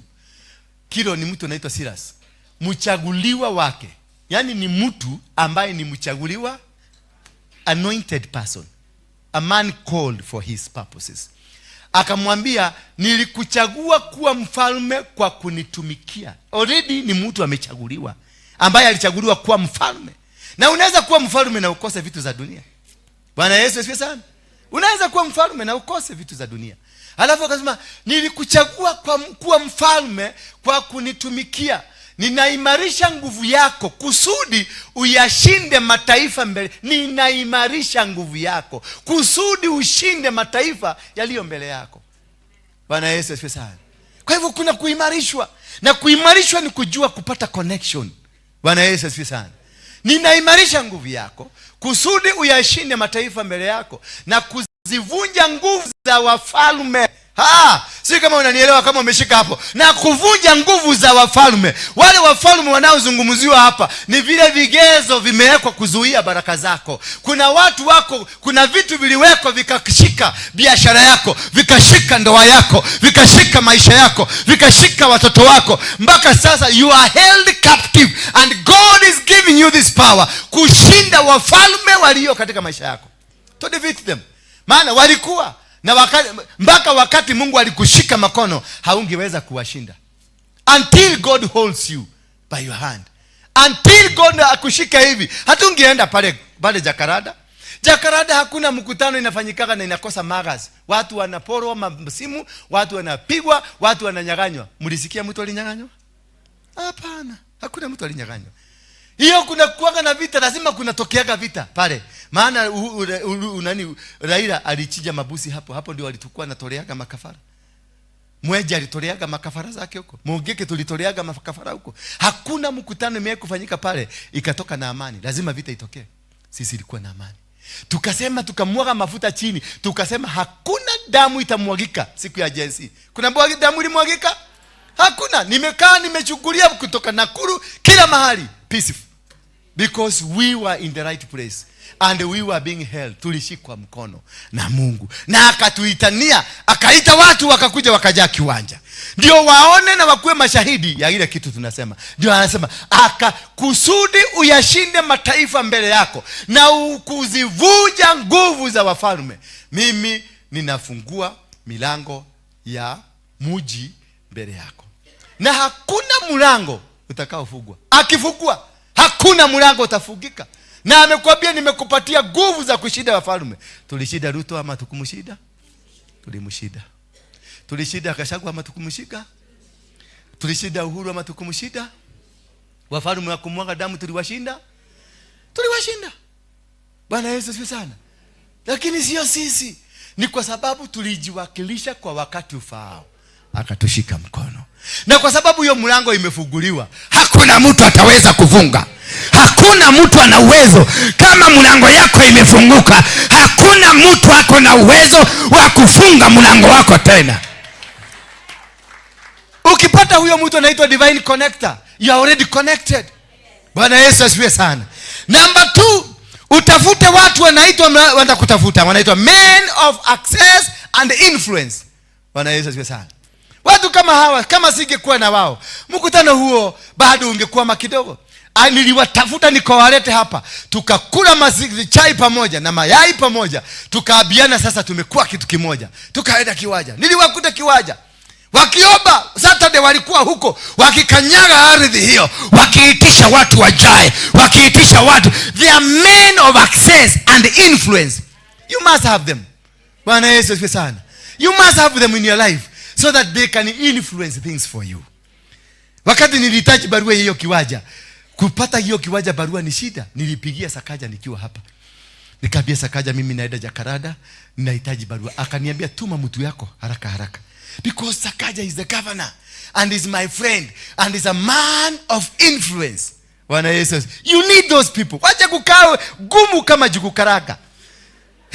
Najua kuna watu wamekaa gumu kama Mutingoya wa Gara. Amekaa tu gumu. Hana relation, hana mtu anaweza kupigia simu mtu mkubwa. Hana mtu anaweza, hata namba ya apostle hauna. Na mimi niko na influence. Yes.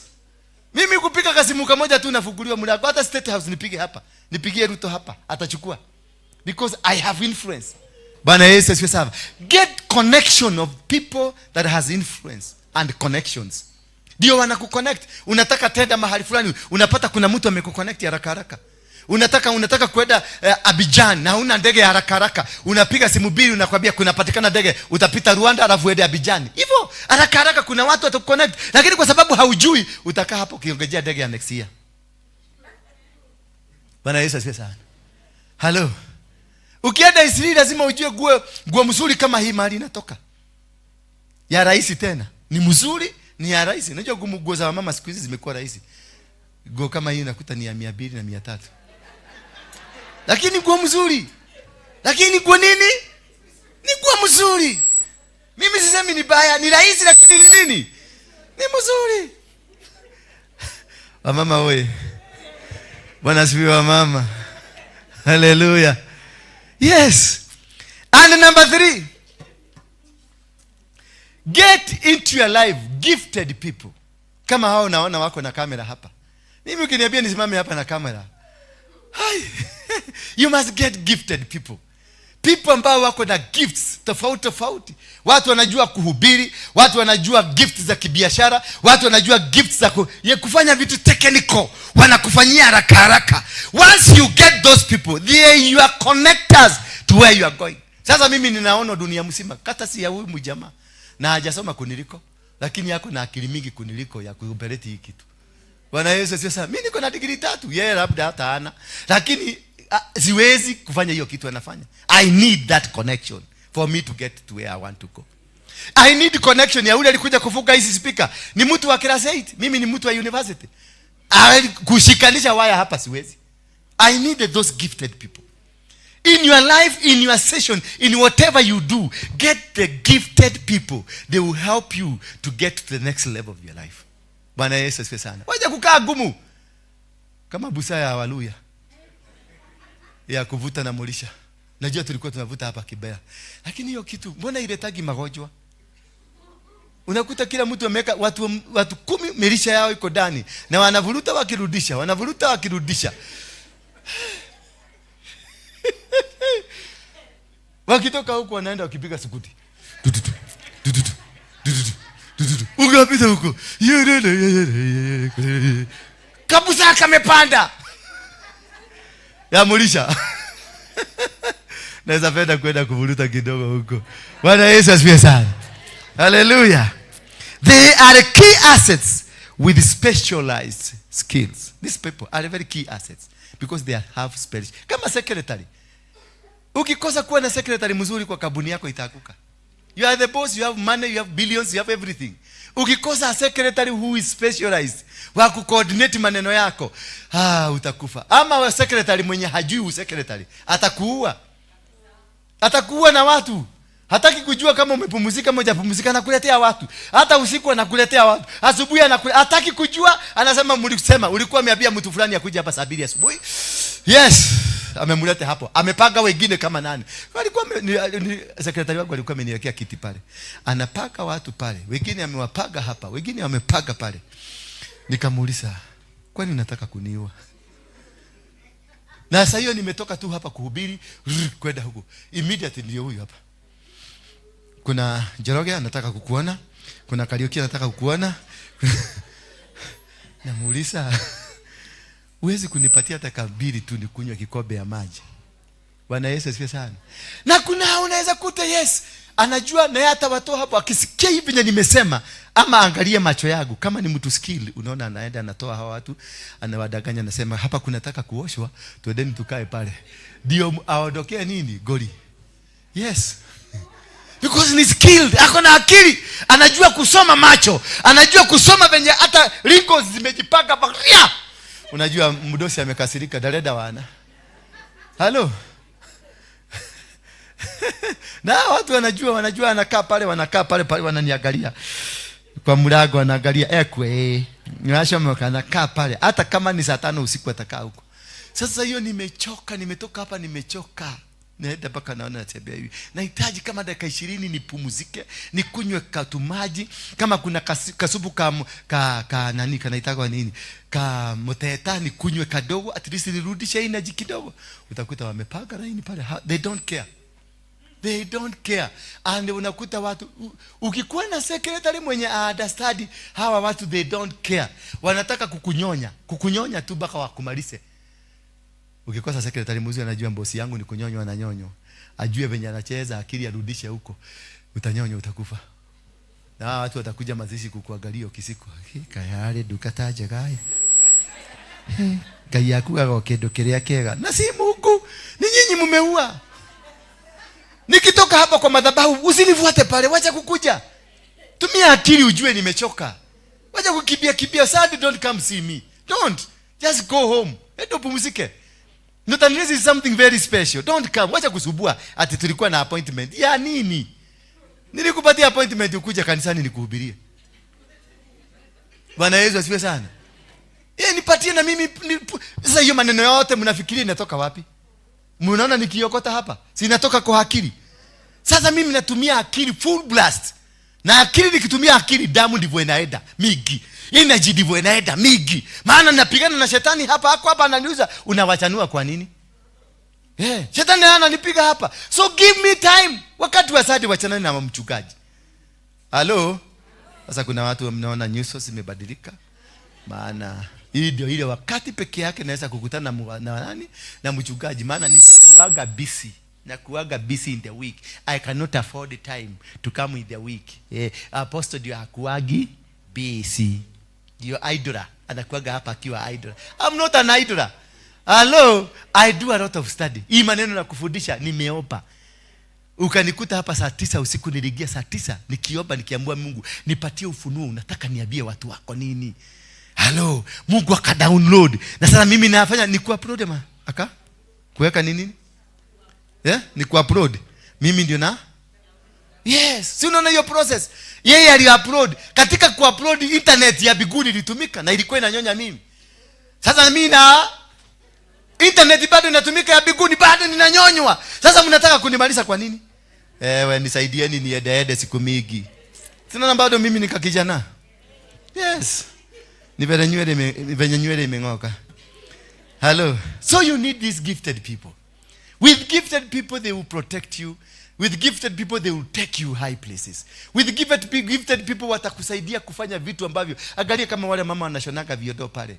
Unakuta mama ni mzee tu anafanya hivi. Unaona anafanya makaba hivi, anafanya makaba hivi, unafanya makaba hivi. Mimi nilijaribu nikaona vidole zangu zitakatikia hapo. Lakini within 1 week kiodo imesimama. Unashindwa ni mashini ilitumika ama ni nini? It is a gifted person. Na ndio unaona watu wengi wameandika biashara zao gifted hands. You need gifted mouth. You need a gifted hands. You need gifted legs. Maana the legs also, they must be gifted. Maana usikikosa mtu wa kukuelekeza kwenye shamba yako, maana kwenye shamba yako kile kitu unaenda kumiliki lazima utumie miguu. Ndio upate plot Nairobi, lazima utumie miguu. Ndio upate kazi mzuri Nairobi, lazima utumie miguu. Na utakapoipata utamiliki. Haleluya. Utakapoipata utafanya nini? Alimwambia Joshua, mahali utakanyagisha nyao zako utamiliki. Bwana Yesu asifiwe sana. Na kile kitu utashika kwa mikono. Akauliza Musa, umeshika nini kwa mikono yako? Akamwambia nimeshika fimbo. Akamwambia waachilia chini. Fimbo ikabadilika ikakuwa nyoka. Kamesa manyoka zingine. Those are the gifts. Bwana Yesu asifiwe sana. Hiyo mahubiri na kuhubiria mpaka unasikia unashangaa unashindwa, huyu mtu anasoma Biblia gani? Ni ile anasomaga. It's a gift. Na ulikuwa unanihitaji. Sema amen. Ama sina gift? Yeah? Kweli. Na mbona sisikii makofi? Yes, you needed me. You needed me to come nikufundishe maneno vitu vya kidunia. Si niendelee kubati tukienda biguni tunaenda kubarikiwa. Tukienda biguni tunaenda biguni aje na hatujakula matunda ya dunia? Hapana. Hata Yesu akisema nakuja nitamwandikia barua nimwambie kaa miaka ingine 2000. We need to eat. We need to live a good life. I need to drive the best car. I need to go on a best chopper. Nataka kutembea na private jet. Akikuja hizo ndege zote zimeondoka. Sasa utakuwa tumefanya nini? Kaguo kazuri sijavaa, designer. Bwana Yesu asifiwe sana. I need the designer. Sasa unamwambia akuje na hujavaa designer. Sasa utaenda huko na hakuna habari nguo nyingine utapatana nayo. Labda utaishi na hiyo milele. Maana hakuna kubadilisha, tutaubwa upya. Si ndio tunasemekana? Tutatengenezwa upya, kwa hivyo hiyo nguo itakuwa renewed. Utaishi nayo milele. Sasa utakuwa ukiambia watu nini ulivaa nguo gani? Tukiwa huko tukipiga kwa hiyo corner plot. Huko chini tukitembea, utakuwa ukitembea story gani? Ulitembea na gari gani? Mimi nilitembea na Rolls Royce. Nilitembea na Mercedes Benz. Mimi nilitembea na chopper. Yes, utatupatia story gani tukiwa huko? Utatuambia venye ulikuwa unakula ugali bila chakula? Bila nini? Bila omena. Bwana Yesu asifiwe sana. Tukule vitu kwanza. Hizi vitu tulipatiwa na Mungu. Hapa tukule tuishi maisha mazuri. Ndio tukienda mbinguni hatutaenda kusumbua Mungu tena. Tutaenda kuishi vizuri. Haleluya. Kwa hivyo tafuta, wacha kukaa kama maskini. Teo ikarata mudumu, talikanyamu. Kaa kama mtu wako nayo, hata kama hauna. Prepare the ground ya kureceive. Wacha hata kunajua mtu amekuwa maskini mpaka unakutana anatembea hivi because amekujwa na umaskini mpaka ground ya kupata vitu. Mpaka vitu zinaogopa, zinauliza Mungu tunaenda kufanya. Hata asha gai asha kutotigodie. Tamuone kinyole alaji kinya kama miogo. Mpaka unakuta ana sweat, ulimi una sweat. Mpaka vitu za dunia gari Mungu alikuwa ameachilia Mercedes. Mercedes anasema hapana Mungu hapana. This man is a joke. This man is a joke. No. Hatuwezi kwenda kukaa na mtu mpaka anasweti ulimi. Atakuwa akituambia nini? Ataniendesha aje? Kadesigner suit kametoka France. Kama aka kagu. Kana angalia mpaka mwili haiwezi ingia suit. Kanaambia Mungu hapana. Wacha tumupatie time. So prepare yourself for the blessings of God. Walk like you are a blessed person. Do like you are, and confess blessings. Tangaza nimeshinda. Tangaza nimefaulu. Tangaza mimi ni tajiri. Tangaza mimi ni mwenye ndege. Tangaza mimi ni mwenye ardhi. Tangaza. Maana usijitagasie. Acha kukaa hapa mpaka wrinkles zimezoea. Unajua kuna watu ukimwangalia wrinkles hizi zinakuaga zigzag. Zimezoea mwili. Hazitokagi. Unakutaka tu na kaaga. Hata akicheka unaona zinaongezeka akicheka. Badala ziishe zinaongezeka tu. Maana yeye mwenyewe ni deposit ya shida. Ikala gogo. Hata unakuta hata jicho moja imekuwa dogo. imekuwa dogo, kwa sababu anakaaga na design hivi, akiangalia watu wakiendesha magari anasema watu ni Illuminati. Yaani hakuna siku utaona Mungu. Mtu akinunua kasuti ni Illuminati. There is no single day utaona Mungu, unaonaga tu Illuminati, kwa sababu yeye mwenyewe ni Illuminati. You're the devil, you cannot be seeing what you are not. Unaonanga kile kitu huko. Ona Mungu wako. Bwana Yesu asifiwe sana. Ona Mungu mshindi, Mungu mwenye vitu, Mungu mwenye utajiri, na alinipatia mikono, akaniambia miliki, kamata vitu. Yes. Na akanipatia, akamwambia Jeremiah, chochote nitakwambia useme, utasema. Kumbe akaweka power kwenye mdomo yangu. Nikisema hii shamba ni yangu, itakuwa ni yangu. Nikisema huyu ni wangu, atakuwa wangu. Sasa wanawake wale hamuna wanaume. Acha niwaambieni siri. Masigos. Hello. Ina mkono sigos? Sigo mothers, sigo fathers. Yes, masigo father, masigo mother. Inua. Sigo ladies, sigo girls. Nyinyi ni magirls. Jipigieni makofi masigo girls. Miliki mtu. Yes, sema huyu ni wangu na simwachi. In the mighty name of Jesus. Kuja toa bego hapa, wekelea hapa, lakini mimi msinimiliki. Yes.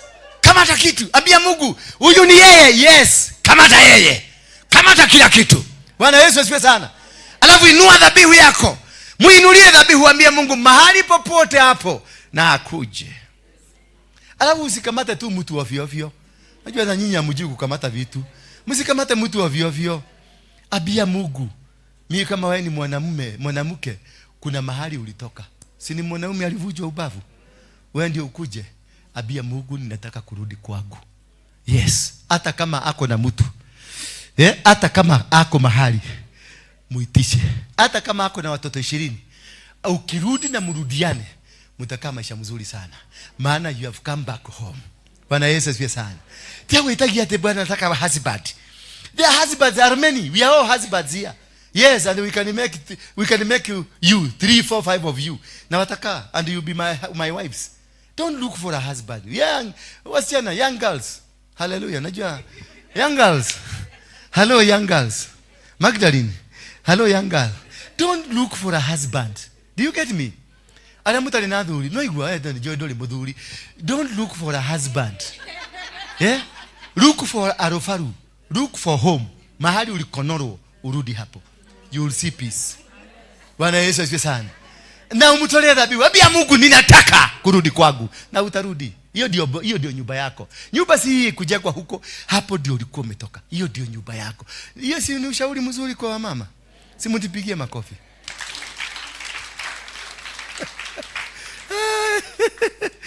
Twende ya mwisho. The kind of a person you need in your life, a burden bearer. Mtu wa kukusaidia kubeba mzigo. Kuna watu wanasimamanga na wewe, uchukiwe, ulaaniwe, ufanyiwe mateso, ufanyiwe vitu vyote vya dunia, but utakuta kuna mtu anasimama na wewe. Wanakuambia huyo ni mtu ya mogeke, bado unakuta unasema ana wa mogeke. Nitogotorana nake. Bwana Yesu asifiwe sana. These are loyal, emphatic individuals who stand by you through difficult situations. They are there with you. They will stand by you through any situation. Wako na wewe. Ukikuwa na daraja, wako na wewe. Ukitukanwa, wako na wewe. Ukiambiwa maneno, wako na wewe. Hawakujagi kwako kwa sababu kuna kitu wanataka. Wanataka tu kuona umesucceed. Hallelujah. If you can get those people, ukae na wao, wakue katika maisha yako. They do not love you for your success. They don't love you for your success. They love you because of what you are, whom you are. Si kwa sababu ya wanataka ufaulu, lakini wametambua mafuta yako. Wametambua wewe ni mtu ambaye anaweza kuenda. They are there just kukusimamia tu, kutembea na wewe, kusema indeed I have met a man of God. Nitasimama na huyu mtu wa Mungu, nitatembea na huyu mtu wa Mungu. Ninajua ako na kitu kinaweza kuleta baraka kwa watu wengi. Bwana Yesu asifiwe sana. They sustain you until you achieve your goal. They are there to sustain you until you achieve your goal. Bwana Yesu asifiwe sana. Hawatakuacha. Hawatakuacha. Wataendelea kukaa na wewe. Lakini sasa ukikuwa hapa, kukiumia kiskando, kutokea kiskando. Apostle alipatikana na mama fulani kwa bar wakimumunyana. Kati ane ngoma. Ori atale ngoma. Huyo tulijua tu hajaokoka vizuri. Na ndiye alikuwaga mama kanisa. Na ndiye alikuwaga mzee wa kanisa. Na ndiye alikuwaga youth leader. Na ndiye alikuwaga kwaya. Na ndiye alikuwaga lakini wakati kashida kametokea hivi. Hata tulijua tu. Mimi hata venye nilikuja nikamwangalia. Nilikuwa tunatafuta exit na Mungu ameilete. Because they did not carry your burden. They were here because of what they were eating from you. Bwana Yesu asifiwe sana. They were here because kuna benefit walikuwa napata. Na hiyo ndio ilikuwa inafanya wakae na sisi wapi hapa. Wakati ka benefit kamekosekana. Kuna siku moja najua mimi nilikuwaga sigo wakati mwingine. Sasa nilitaka kufukuza ndio wasiniletee shida nikipata mtu. Nikaenda nikanunua pete nikavaa. Nikasema kama si wewe umenivalisha hii, ujue kuna mtu amenivalisha. Kanisa ilipasuka nusu. Yenyo kile shwa.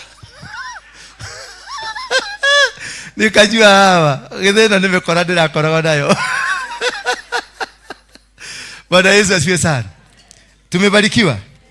Sasa simama kwa miguu yako, tayarisha sadaka yako nzuri. Ndio tutaingia kwa ibada hiyo nyingine. Nitawaombea baraka za kufungulisha destiny zenu. Ibada ya jioni tutaomba baraka za kufungulisha destinies. Si ndio? Ndio kila mtu sahi.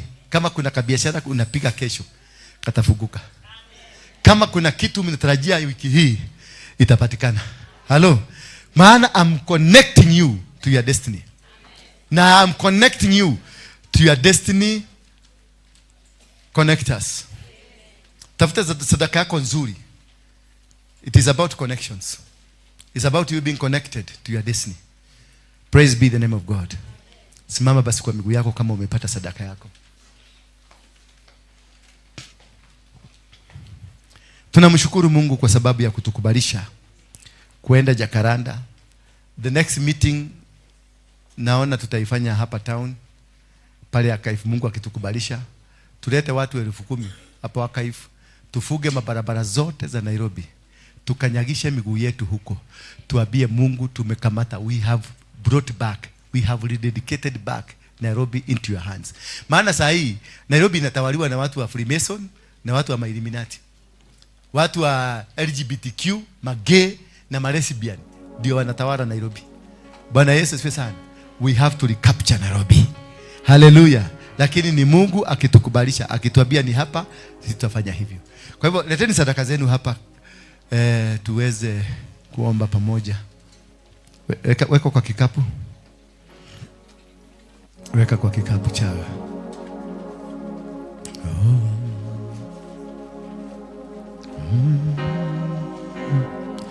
Kijana, unasumbua shosho kwa nini?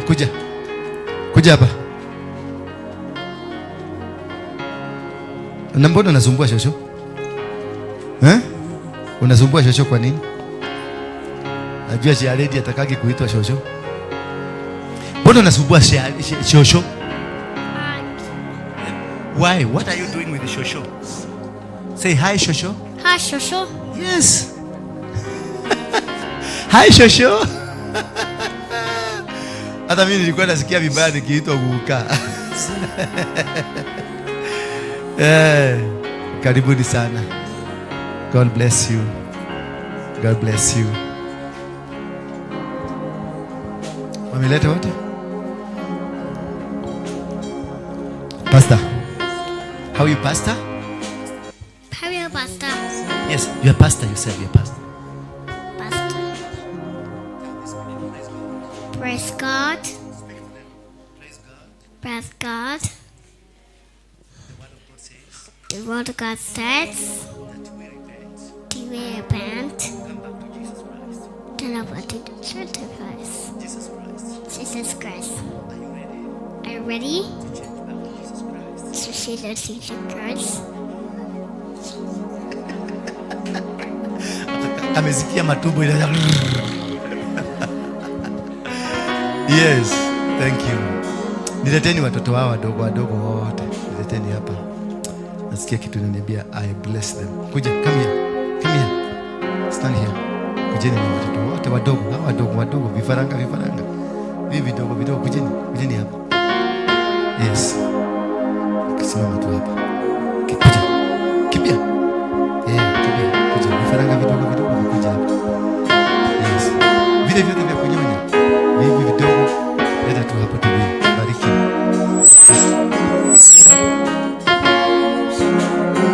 Mshike mkono. Shika huyo mkono. Shika huyo mkono. Yes. Yeah. Weka hapa. Dedication hapa. Naweza hakuna jambo lililo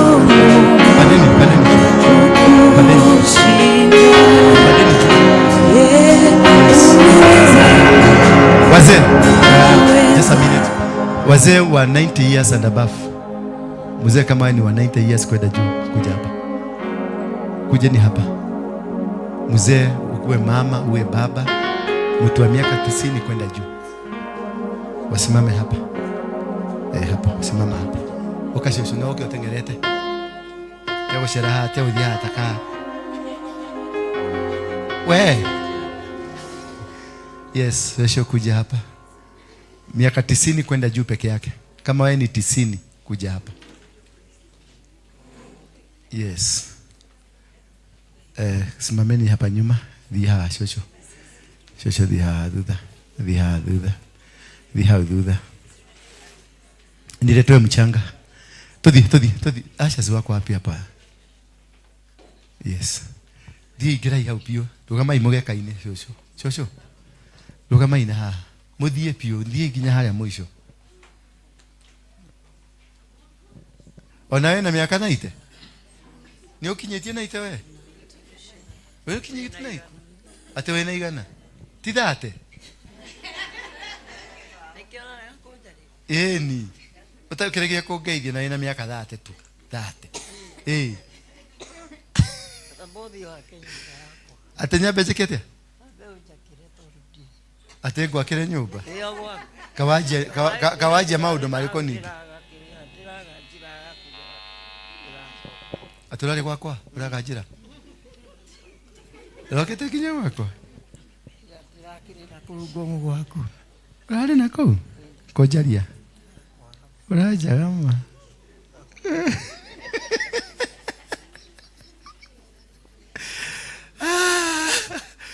Shikaneni watoto, shikaneni mkono. Na shosho na mshikane mikono. Tunafanya hivyo kwa ibada ya kusema asanti.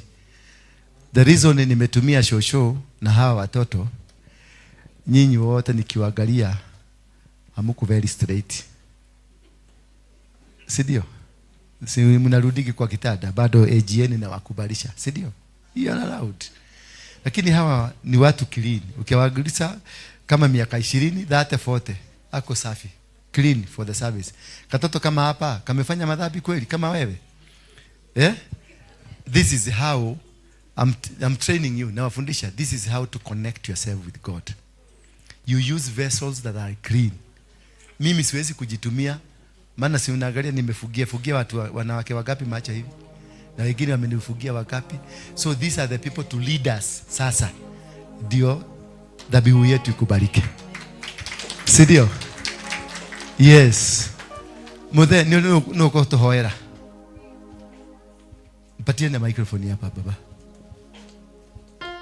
Nani anajua kuomba hapa? Who knows how to pray? Who knows? Unajua kuomba? Nani unajua? Wewe?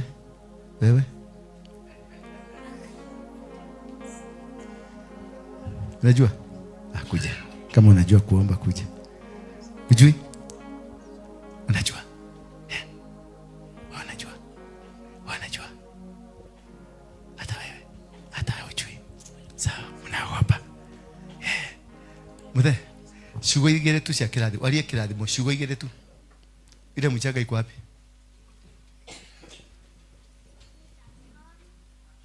Rumateri yoyo, chukua hii mchanga. Ushukuru Mungu kwa sababu hakukumwagika damu. Ushukuru Mungu kwa sababu ya watoto hawa. Ushukuru Mungu kwa sababu ya kanisa lake. Ila mgayo kaudo alina gikuyu. Oyana gikuyu. Tuone kio kuhotana nakio. Sasa hao wengine ngoja kidogo tusukuke. Endele.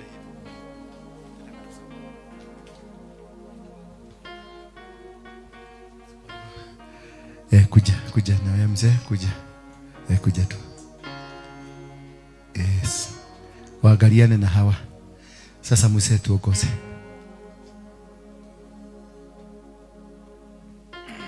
Yes. Na Gikuyu. Mwathani Ngai nitukugoca hamwe na gukumia ni undu uria utugite thi ino na uhoro wa ma ni ati thi ino uhoro wa gutiga thi ino ni watunengerire thi iri na tiri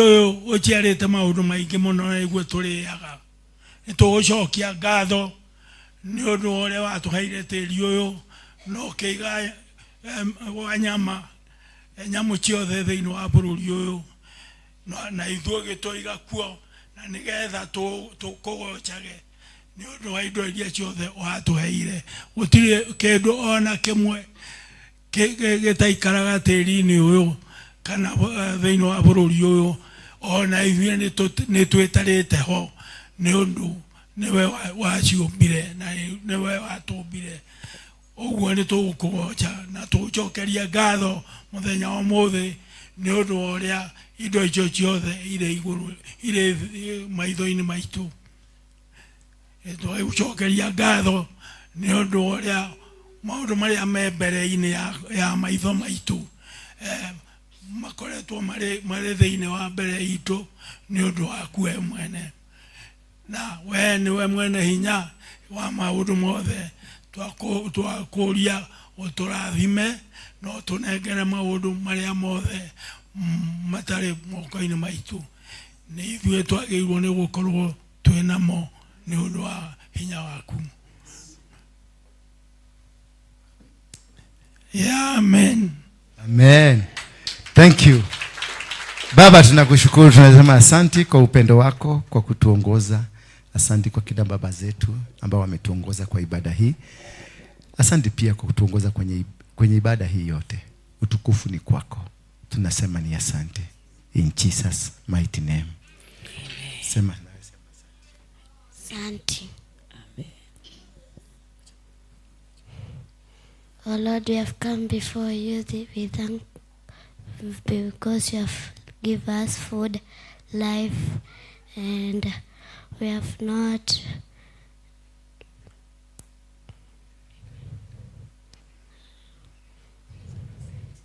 Amen. Amen. Amen. Thank you. Thank you. Ninapokea sadaka hizi ambazo zimeletwa kwenye madhabahu ziwe za kufanikisha na kubali zitaenda zote zitumike kwa njia zako. Ni katika jina la Yesu Kristo naomba na kuamini. Amen. Amen. I receive them in Jesus mighty name. Thank you.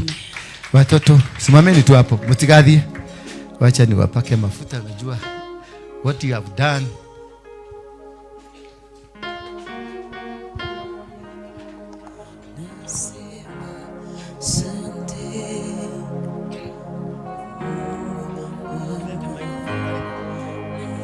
Juu nimehusisha hawa watoto kwenye vita vya kitaifa na vya kidunia. Lazima niwafunike kwa damu ya Yesu Kristo. Kusitokee vita aina yoyote.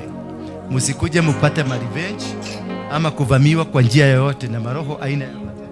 Katika jina la Yesu Kristo. Jini ya kujitolea na kufanikisha maombi haya, Mungu awakumbuke. Msiniulikiwa kusiwe kuna kitu kitawainukia aina yoyote. Jina la Yesu Kristo. Warudisheni wakae chini. Tulisahau na yes, thank you. Yeah. So kwa wengine tutakutana mwendo wa saa 9. Nitakuwa na ibada ya kuwabariki kwa sababu ya kazi hii ya Mungu, maana tumeanza safari. Bwana Yesu asifiwe sana. So and now may the grace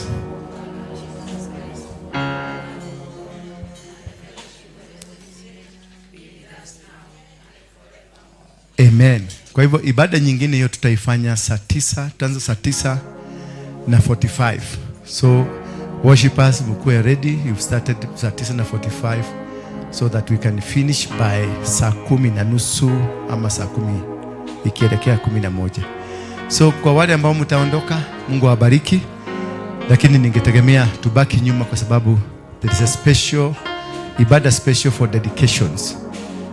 Kwa sababu ya ile kazi nzuri Mungu ametusaidia na neema yake. God bless you.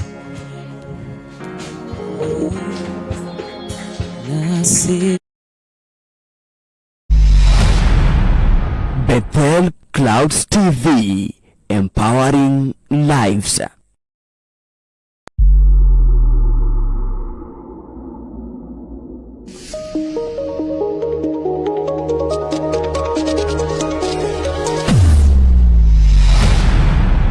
Bethel Clouds TV, empowering lives.